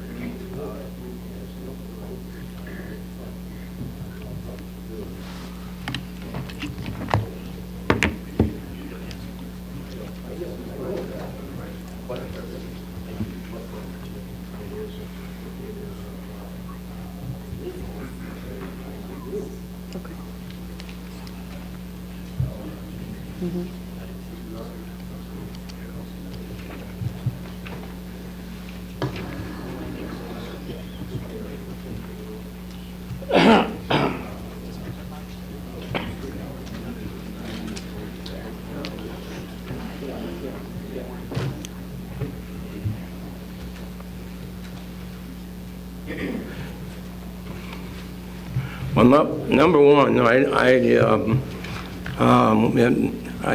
I look at it, and like Mr. Musta says, this is a responsibility of the county executive, and that if any time if there was an issue that we need to put a hire person in an emergency case, it would come from this office, and then have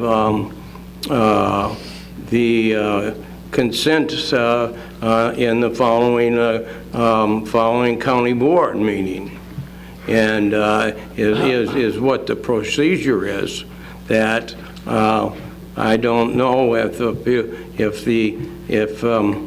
county board is looking to usurp the opportunity or my responsibility of working with my department heads and within the employment. Mr. Mustus? Mr. Executive, respectfully, your office already has that ability. That's what I'm saying. So I don't know why we need to change it. That's what I'm saying. That responsibility lies with me right now. Correct. And whether the county board is Republican or whether the county board is Democratic, that any of the departments that I'm 23 of them that I'm responsible for, that's part of my responsibilities. Yeah. That's part of my responsibilities. And that's my point, Mr. Executive. I don't think there needs to be any change because you already have that ability. Yes. And the board is, as far as I know, the board has always recognized. That's right. So I don't think there's a need for a change. Okay. Mr. Frizzolo? Yeah, again, the rule is already in the current rules, emergency hire. It just asked that to go to the leadership, and then it goes to the board as a rule. But you already have that in here for an emergency hire, so I don't need, I need to define that anymore. Ms. Winfrey? This is not intended to change the advice and consent, nor is it intended to move any powers away from the county executive's office. The question that arose, which this attempts to address, is that after we have given advice and consent to hire, if for whatever reason a person does not take the job or says yes and then cancels out, don't want to go back all the way through the entire process, want to be able to go to the next person on the list. If it's agreed through this body that that can just happen without changing the rules, then I would remove this request for amendment. And that's how it works right now. And we work hand in hand with HR, and the ones that have submitted applications that are qualified, that we would go right down that line and list, and that's where that comes from. So, you're trying to rewrite the rules or reinvent the wheel here, and let's don't make this so difficult that we don't know whether we're breaking the rules or not. So, given that discussion, I would move to remove that request for amendment. Remove from the table, remove from the agenda? Yes. Oh, no, The amendment. no, just that one. Okay, just that. Your amendment is, you're Remove the removing your amendment. amendment. Yes. Okay, now, we're back to the regular, rules and regulations. We need a second. Okay? No amendment. No, matter? What? Okay. So, is there any other discussion or suggestions, Ms. Winfrey? That was it. That was all? That was it. So, okay, so standing as is, we need a roll call on the rules, okay? Madam Clerk? Call roll. Ferry? Yes. Frizzalone? Yes. Ogala? Yes. Summers? Yes. Cook? Yes. Mustis? Yes. Moran? Rice? Harris? Trainier? Fritz? Mueller? Yes. Gould? Van Dyne? Balich? Brooks? Parker? Yes. Ventura? Dollinger? Yes. Markham? Yes. Berkowitz? Yes. Cowan? Yes. Tumanello? Weigel? Curlitis? Winfrey? Yes. 26 affirmative. 26 affirmative, motion carries. Thank you. The next is, resolution is 1917. Mr. Executive, we have Mayor Kern and Attorney Gallo in the House to speak to that resolution if the need arises. Yes, I have them, have John is listed. Do either one of us want to speak before this is being discussed, or just in any questions, okay, that you can clear up, okay? Okay. So 1917 is authorizing an IGA with the Village of Diamond for the expansion of the Diamond Enterprise Zone, and I so move. Moved by Ms. Winfrey, second by Mr. Van Dyne. Any discussion? Any discussion on the resolution? Seeing none, previous roll for Ms. Rice, second by Ms. Cowan. All in favor signify by saying aye. Aye. Contrary, motion has carried. Okay, we have Resolution 1918 authorizing an amendment to the OPEB Retiree Health Insurance Trust Agreement, and I so move. Moved by Ms. Winfrey, second by Ms. Summers. Any discussion? Any discussion? Previous roll by Ms. Berkowitz, second by Ms. Dollinger. All in favor signify by saying aye. Aye. Contrary, motion has carried. We have 1919 allocation of the recapture money from the Laraway Sewer and Water Project, and you should have a copy of this on your desk. I so move. Moved by Ms. Winfrey, second by Mr. Tumanello. Any questions? Any questions? Previous roll by Ms. Fritz, second by Ms. Berkowitz. All in favor signify by saying aye. Aye. Contrary, motion has carried. We have 1920, which is renewing the contract for electronic recycling turnkey collection, and I so move. Moved by Ms. Winfrey, second by Ms. Ogala. Any questions? Any questions? Previous roll by Ms. Rice, second by Mr. Harris. All in favor signify by saying aye. Aye. Contrary, motion has carried. We have 1921, renewing the contract for electronics recycling one-day collection events, and I so move. Moved by Ms. Winfrey, second by Ms. Summers. Any questions? Any questions? Previous roll by Ms. Ogala, second by Mr. Brooks. All in favor by saying aye. Aye. Contrary, motion has carried. We have 1922, authorizing an IGA with Custer Park Fire Protection District for access to countywide radio system, and I so move. Moved by Ms. Winfrey, second by Mr. Van Dyne. Any questions? Any questions? Previous roll by Mr. Gould, second by Mr. Tumanello. All in favor by saying aye. Aye. Contrary, motion is carried. We have 1923, authorizing employment agreement between the County of Will and Rhonda Novak, and I so move. Moved by Ms. Winfrey, second by Ms. Rice. Any questions? Any questions? Previous roll by Ms. Summers, seconded by Ms. Cowan. All in favor signify by saying aye. Aye. Contrary, motion has carried. We have 1924, replacement hires for the Supervisor of Assessments Office, and I so move. Moved by Ms. Winfrey, second by Mr. Markham. Any questions? Any question? Previous roll, Ms. Fritz. Normally, when we get one of these hiring forms, one of the pieces of information that is on the form is the starting salary. The job description contains a range of possible starting salaries, but the starting salary is not actually filled in on the form. And I'm just wondering why that is. Can we get that information before we take a vote? I don't want to vote on something that is not complete.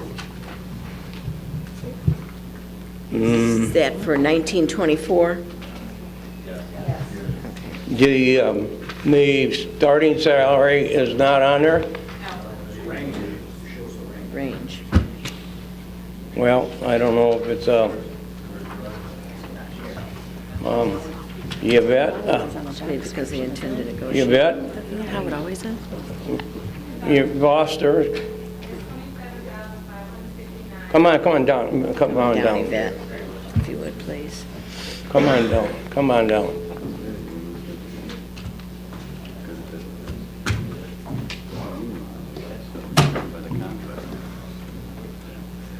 This is a union job? Yes. So it's part of the, yeah, so give us your information. This is a union position. It's the mapping clerk 2 position, and the starting salary is $27,559, and then the end range is $51,080.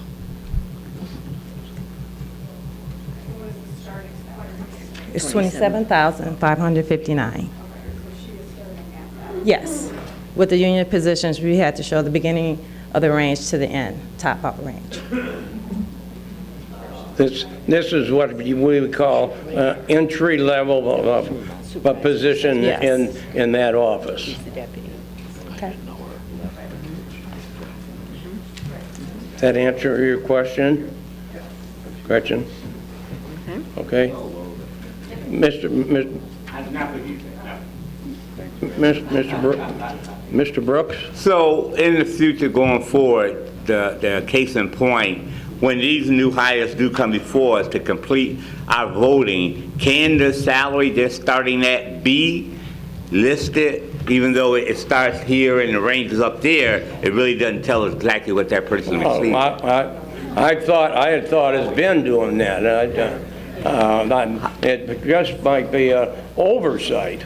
Okay. Yeah. Right. We try to tell them we have no fear with the highway department and everything else. And this is the range, and this is what they are making. This is starting salary. Right. Could I ask, why do they have to include the range, like the high level? Why, if they receive X amount of dollars, why do we have to see what all the other extra, even though they're not getting it? Some of them might. But it tells us. At some point. It tells us. So the road maintainers have been there 25 years. He is getting the top of the range. But the guy that just starting and bringing his lunch bucket next week, he's going to get a lesser salary. All right. Thank you. I'll take that job. Thank you. I'll qualify for that. Okay. You got a lunch bucket? Yeah. We'll get you one, don't worry. Thank you. Okay. Did we clear all that up? Yes. Thank you. So there's a motion to approve the replacement hire. And we got a second. We got a second. Any discussion? Any discussion? Previous roll call by Mr. Van Dyne, second by Ms. Cook. All in favor signify by saying aye. Aye. Contrary, motion has carried. We have Resolution 1925, which is replacement hires for Sunny Hill Nursing Home. So move. So move, Denise. Yes, I so move in second. Move. Thank you. Second by Ms. Ogala. Any discussion? Any discussion? Previous roll by Mr. Moran, second by Markham. Mr. Markham, all in favor signify by saying aye. Aye. Contrary, motion has carried. We have 1926, which is a replacement hire for Sunny Hill Nursing Home. That's the Food and Nutrition Services Manager, and I so move. Moved by Mr. Winfrey, second by Ms. Summers. Any discussion? Any discussion? Previous roll by Ms. Berkowitz, second by Ms. Dollinger. All in favor signify by saying aye. Aye. Contrary, motion has carried. And we have 1927, which is a replacement hire for the County Executive Maintenance Department, and I so move. Moved by Ms. Winfrey, seconded by Mr. Moran. Any question? Any questions? Previous roll by Mr. Harris, second by Ms. Rice. All in favor signify by saying aye. Aye. Contrary, motion has carried. Our next Executive Committee meeting is scheduled for February 7th at 10 a.m. Thank you, Mr. Executive. We also have appointments by the County Executive, and I so move. Moved by Ms. Winfrey, second by Mr. Van Dyne. Any discussion? Ms. Ogala? Thank you. I know that it's very important for us to appoint people to these boards that will be good representatives of us, and I believe in that statement that we need people who have experience having been on the county board for certain specific appointments. And the one I'm speaking directly to is the Illinois State Association of Counties, where we have it's a very important organization. I believe that there are 20 long-standing county board members here, and with experience having been on the county board, could be a good representative for us. Not that the person who's being put up as a representative wouldn't be a good one, but there is no experience as a county board member. So based upon that, I'm going to definitely be a no vote for the appointment at C.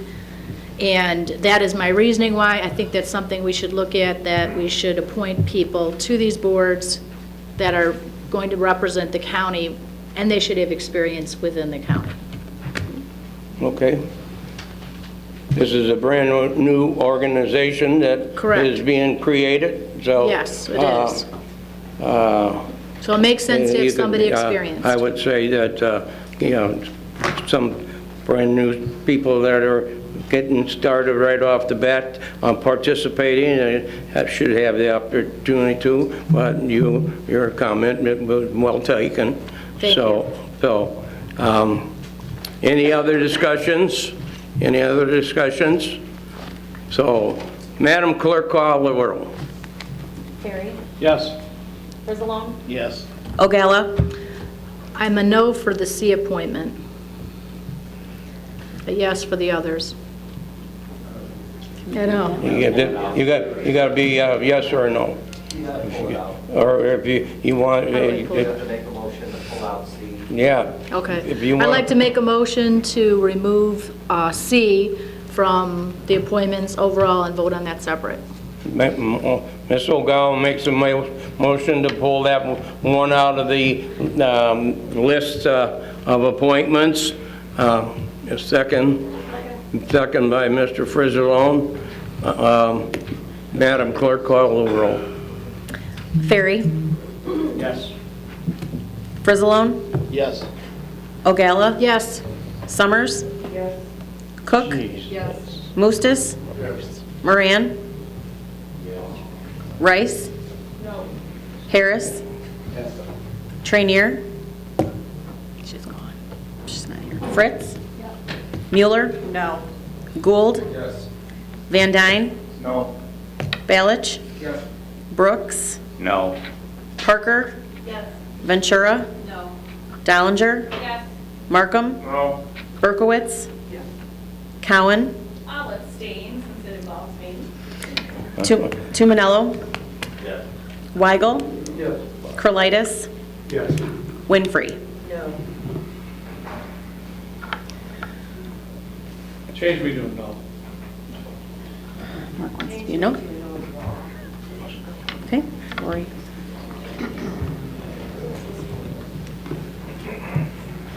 What would be the difference to pull that out and both sides of the chapter? What's the difference? It's fine to pull it out, but why wouldn't they agree to just pull it out? They can still provide and put her in. Yeah. 15 affirmative, 9 negative, 1 abstention. 15 and 15 affirmative. positive. 15 affirmative, 9 negative, 1 abstention. Was that issue will be pulled out of this resolution, so, we had started on a roll call for this, to approve of this, removing this issue. Karen will continue on, call the roll for Ms. Winfrey's motion, the rest of the appointments there. Ferry? Yes. Frizzalone? Yes. Ogalla? Yes. Summers? Yes. Cook? Yes. Mustis? Moran? Rice? Point of clarification, I am just voting on all appointments other than C right now. That's right, right. Okay. Harris? Yes. Trainier? Fritz? Mueller? Yes. Gould? Van Dyne? Yes. Balich? Brooks? Yes. Parker? Yes. Ventura? Yes. Dallinger? Yes. Markham? Yes. Berkowitz? Cowan? Yes. Tumanello? Yes. Weigel? Yes. Curlitis? Yes. Winfrey? Yes. 25 affirmative. 25 affirmative, all of the board and commission's appointments have been approved. Now, Denise, you have to make a motion to do the one that has been pulled out. Thank you. Mr. Executive, I move that the item C be accepted as put forward. Yes, and this is the new appointment to this county board, sending a representative to the new, what is it called? Doc, whatever. Yeah, so anyway, motion and second on the, Mr. Tyler. Call the roll. Ferry? Whoop, Mr. Mustis? I would like to make a comment. Yep. You know, when it comes to appointments where it comes from this board, this body, you know, me, I always try to make everybody pretty much know that there's appointments were up. You know, for example, I represented us on these organizations for many years, you know, yet I wasn't considered. And not that I was much more. My point is that nobody else, my knowledge, was even given any consideration. I got it, huh? And it's an appointment that comes basically from this body. You know, and that's what I probably have some issue with, is the process. And I have to say, you know, I probably wasn't always perfect when I did it. I'm not, but there should be at least some kind of general knowledge in what we're looking for in somebody who represents us. They're representing this body. And because I didn't like and because lack of process here, and because there seems to have been no consideration for no one else except the person that's being nominated, I'm going to be a no. So I just wanted to kind of explain, I'm not really voting against a person, but the process, the fact that nobody else even came remotely close to having an opportunity to serve on this, I have a problem with that. So I'm just going to, that's all I have to say, Mr. Executive. Thank you. Thank you, Mr. Mustis. Ms. Ventura? Yeah, to Mr.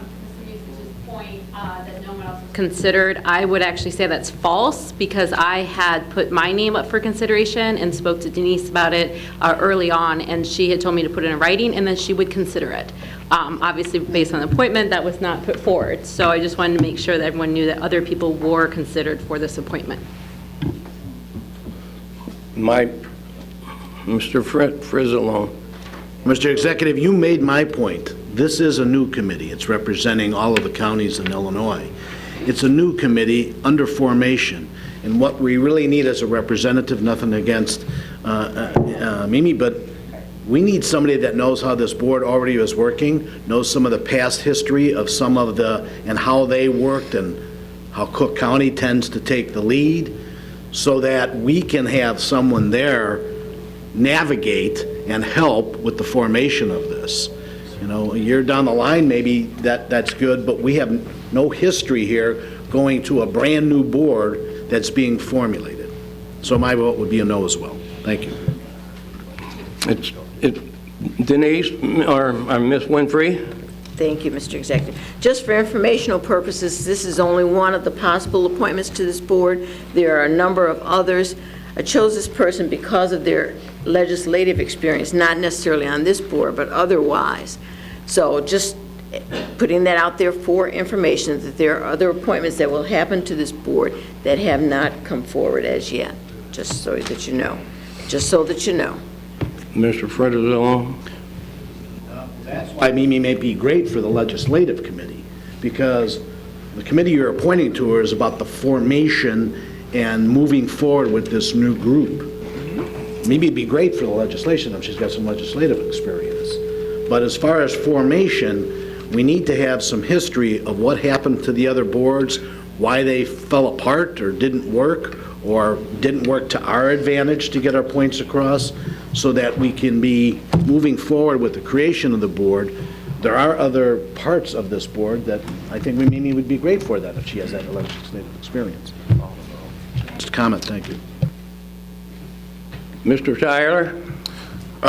Your point's well taken, but I will say that we shouldn't necessarily be afraid of a new perspective on different boards. She might have ideas coming from outside of county government that provides them with insight that maybe we have lost as sitting county board members. So I don't think that we should necessarily say that she's not qualified for that position just because she didn't come from that. I mean, maybe it's just because I'm young and people assume that I don't have the knowledge, but I know when you're coming in, you can have good ideas. You don't necessarily need to have on-the-job experience to have good ideas to bring forward. It was my understanding that that they had a discussion in committee, and did you had to apply for or send in recommendation why you wanted it? I don't know, but I thought it was discussed thoroughly in legislative committee. So anyway. Madam Clerk, call the roll. So, Mr. Executive, I believe Ms. Dollinger has a question. Oh, you want Gloria? Hold on. Got to get There's you too many turned people down online. Okay. Thank you. I guess I have two parts to my question. Was that I understand that you guys discussed it within your committee, but I have a feeling that on our side of the caucus, we were not even informed that there were any positions available. At least I know I never was informed that there was anything available in this particular organization. The other thing is that if there were other people considered, I would like to know if there were other, because maybe nobody else wanted the position within their caucus, and that's fine. So it would be nice to know if there were others considered who wanted it. Thank you. Well, Gloria, I don't have an answer for you. Ms. Berkowitz? Thank you. As far as the notice of this position, I just want to mention, perhaps it's an oversight on my part, but I wasn't aware of the opportunity to apply, and so if it is an oversight on my part, I'd love to have, bring that to my attention, where is this information coming from? I certainly would be interested in applying to some opportunities, so it may be on my end, and if you can show me what I'm missing, where it's at, I would appreciate it. Thank you. Ms. Rice? I just want to reiterate Mr. Markham's comments that I think that we have a candidate that's very experienced. Experience isn't just defined by your experience on the board, and I think it's a very appropriate appointment. Who's up here? Mr. Markham, again? I just had a question, kind of to Gloria's point. It was my understanding that when Suzanne Hart was the chair that we discussed this and this position being appointed. So I'm not sure. I'm just looking for clarification. We discussed that when we joined this, didn't we? Yeah. I'm just trying to remember. You're right. Yeah, yeah. Ms. Summers? Mail here that came out on December 20th. It was additional county executive appointments for January sent to the entire board from Lana. And there attached to that were 2 additional county executive appointments for January 2019. And this came from the executive office, Nick Palmer, and here are actually 2 late arrivals. One replacement was for Lauren Ferry from the HCZVB board with Bob Navarro, and that would be Rachel Ventura. The second appointment is a brand new appointment for the new Illinois State Association for Counties, or ISACO, and that it would be Mimi Cohen. Everyone received that email, so if you should know that at that time, I feel that would have been the time for you to put your request in and put that forward. And again, this was sent out on December 20th, so there's been, correct. And it was sent to the entire board. Okay, that's all I have to say. Ms. Winfrey? Mr. Executive, thank you.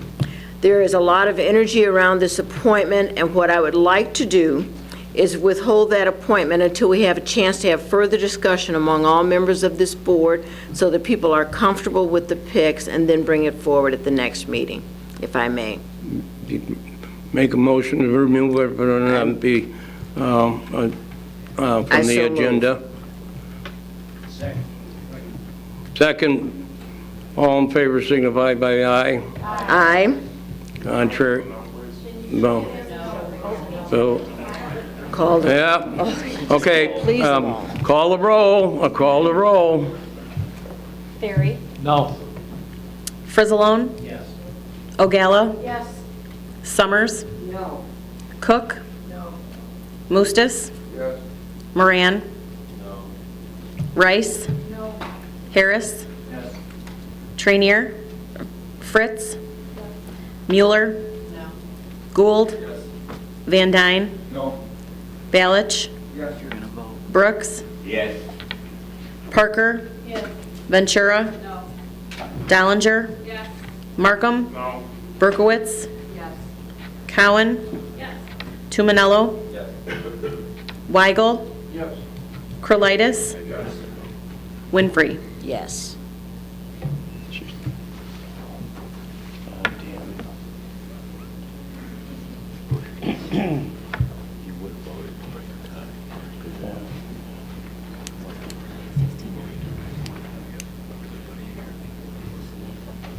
Affirmative, 9 negative.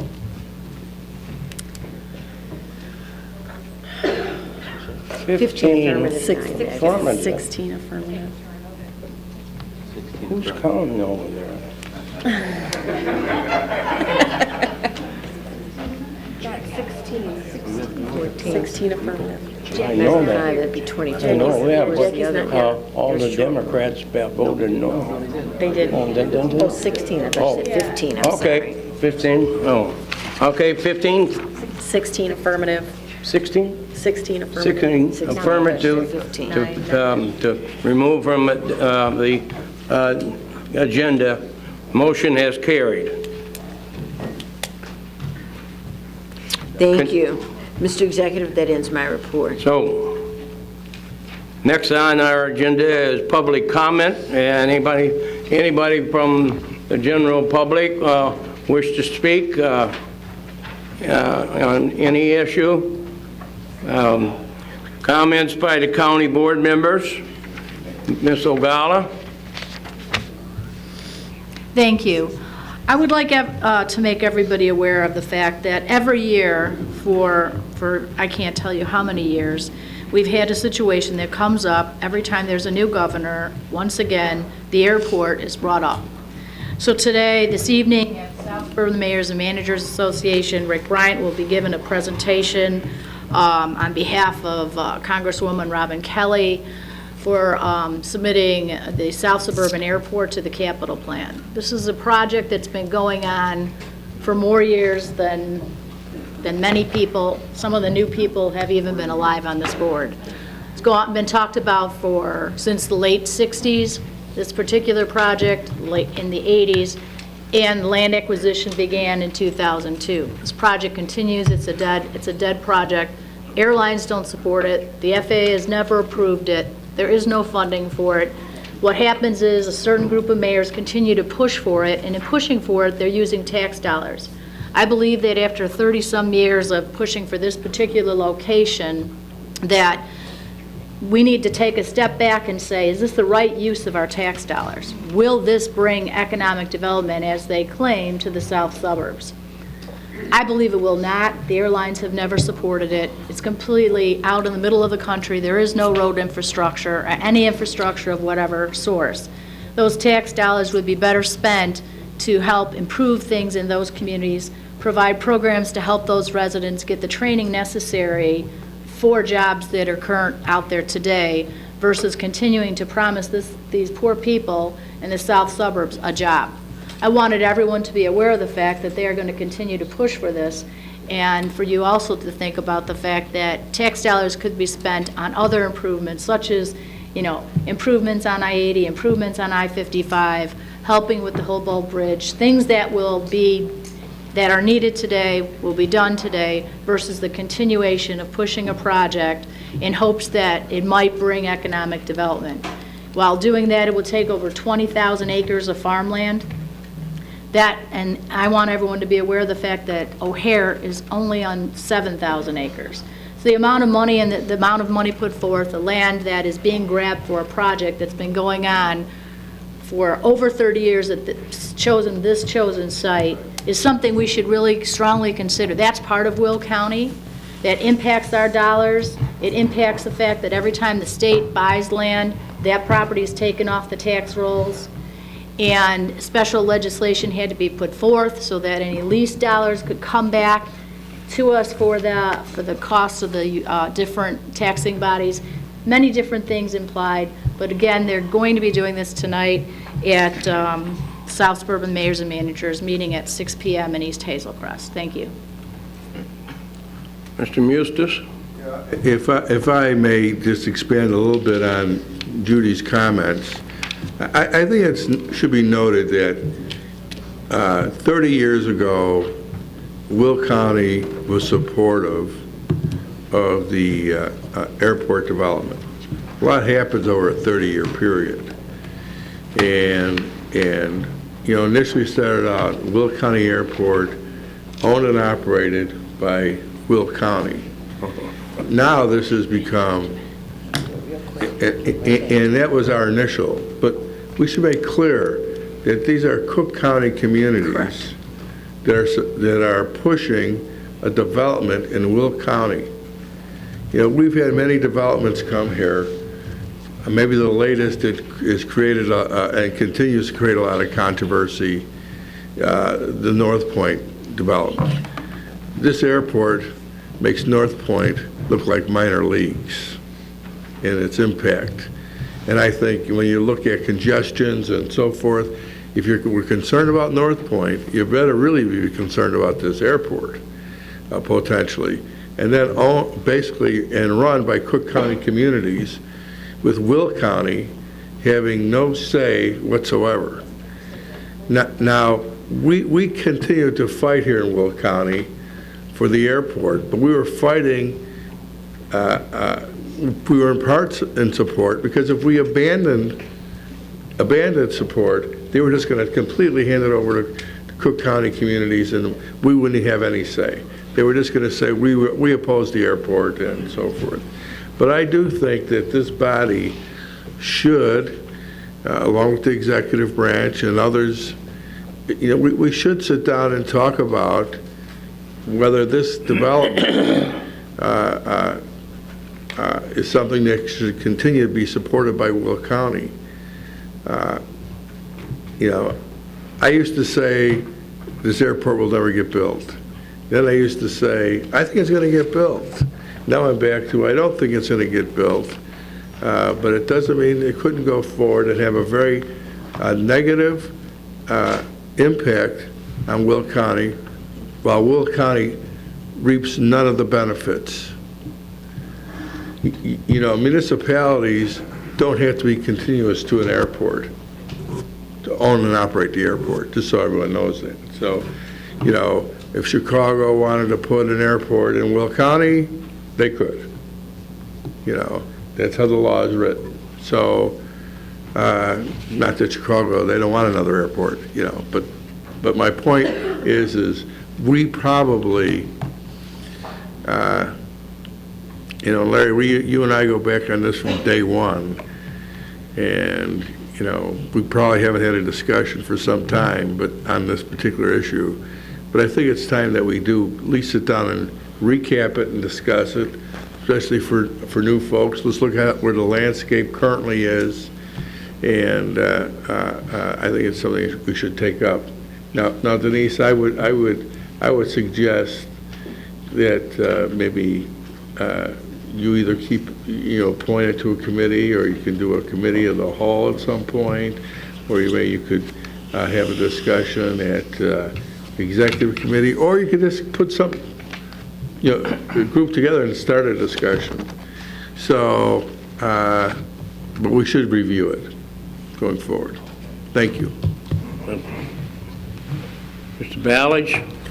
Yeah, I think one of the things that we have to look at with that airport too is the idea that if they start this project again, they're going to do eminent domain again and keep taking more and more farmland, this good farmland, out of production, and the state's going to own the land. And if this airport doesn't get built for 20 years, we're minus all that produce that those farms produce, and the people get displaced when they didn't have to be displaced.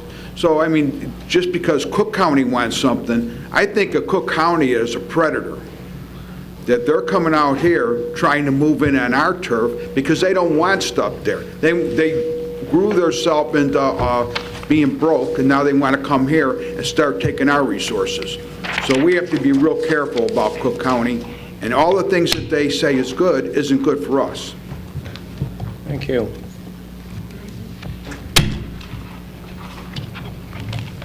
Mr. Brooks?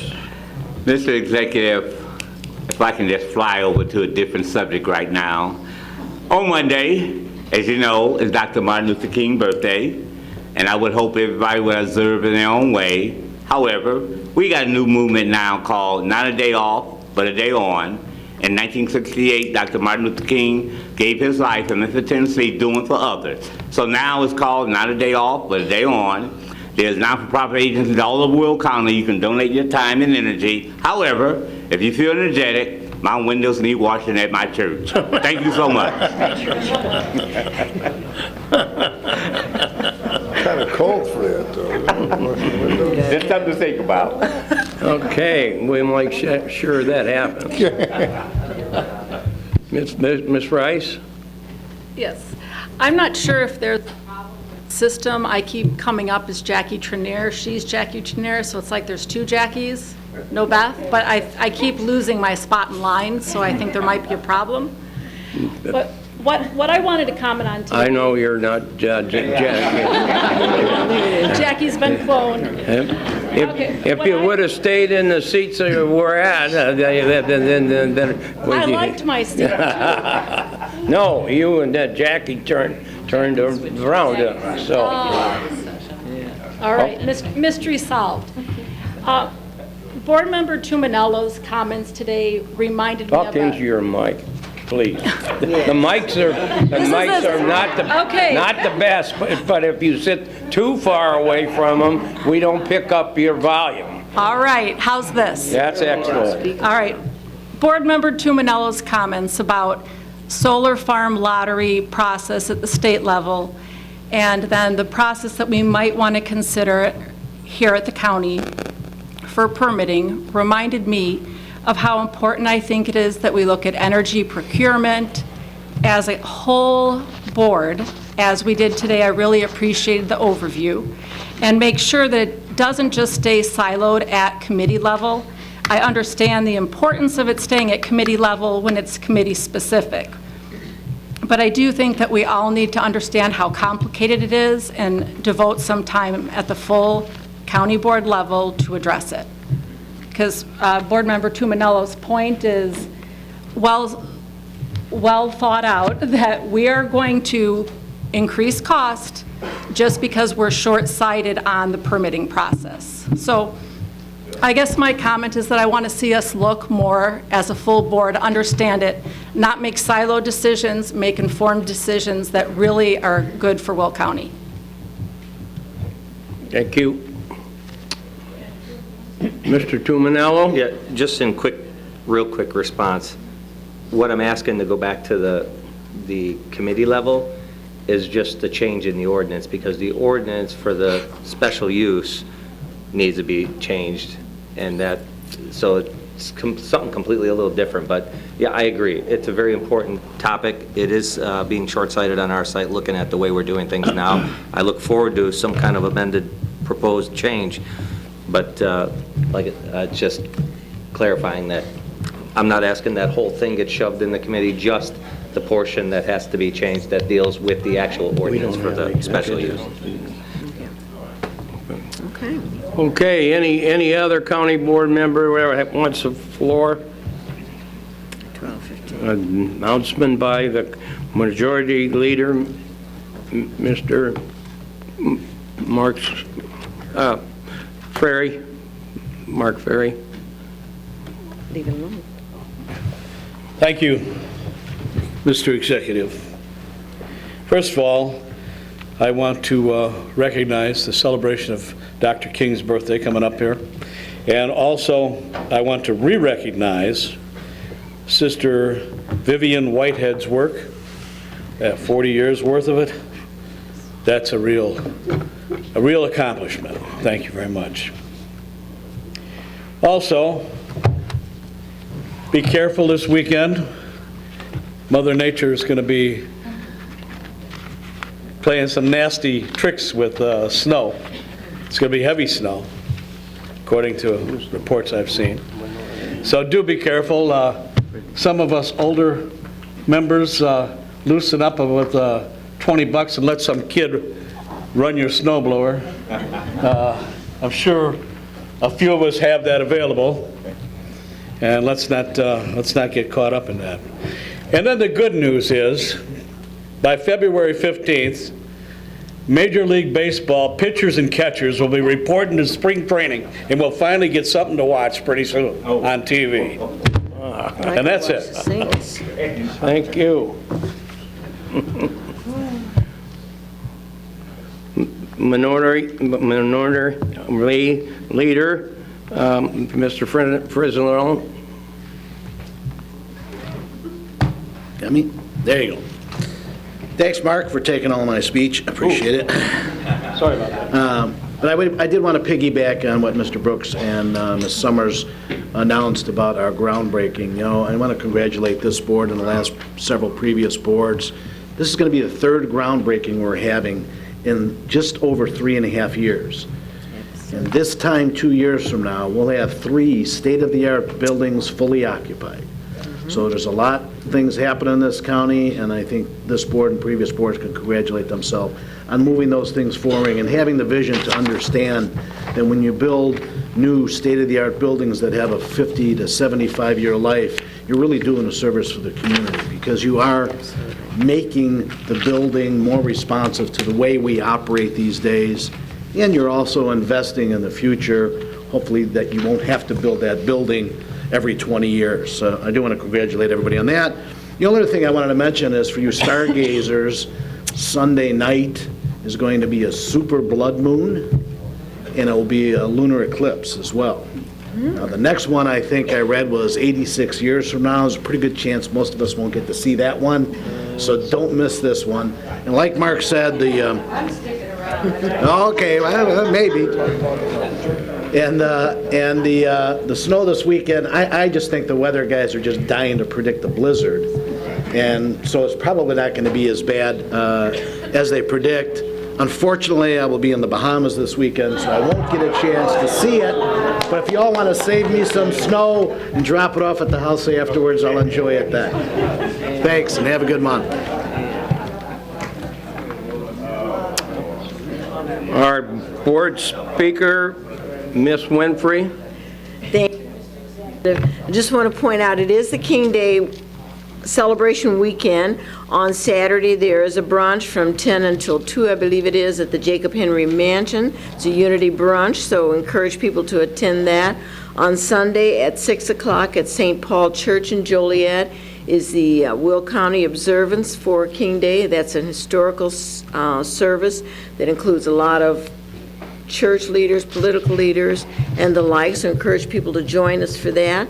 On Monday at Joliet Township High School, beginning at 7 o'clock, there will be breakfast, and then people will be divided out, sent on particular work for the day, not his windows, but other jobs for the day of service. So if you have a chance, you can come down to the new state-of-the-art cafeteria at Joliet Central and be a part of that service. So we encourage you to do that. I want to say also thanks to all of our board members today for the work that has gone before today.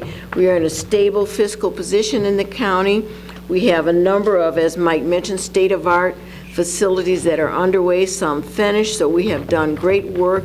Look forward to continuing to do great work. And then I also want to thank all of you for your lively discussion today and your input. So look forward to continuing that going forward. Thank you. Thank you.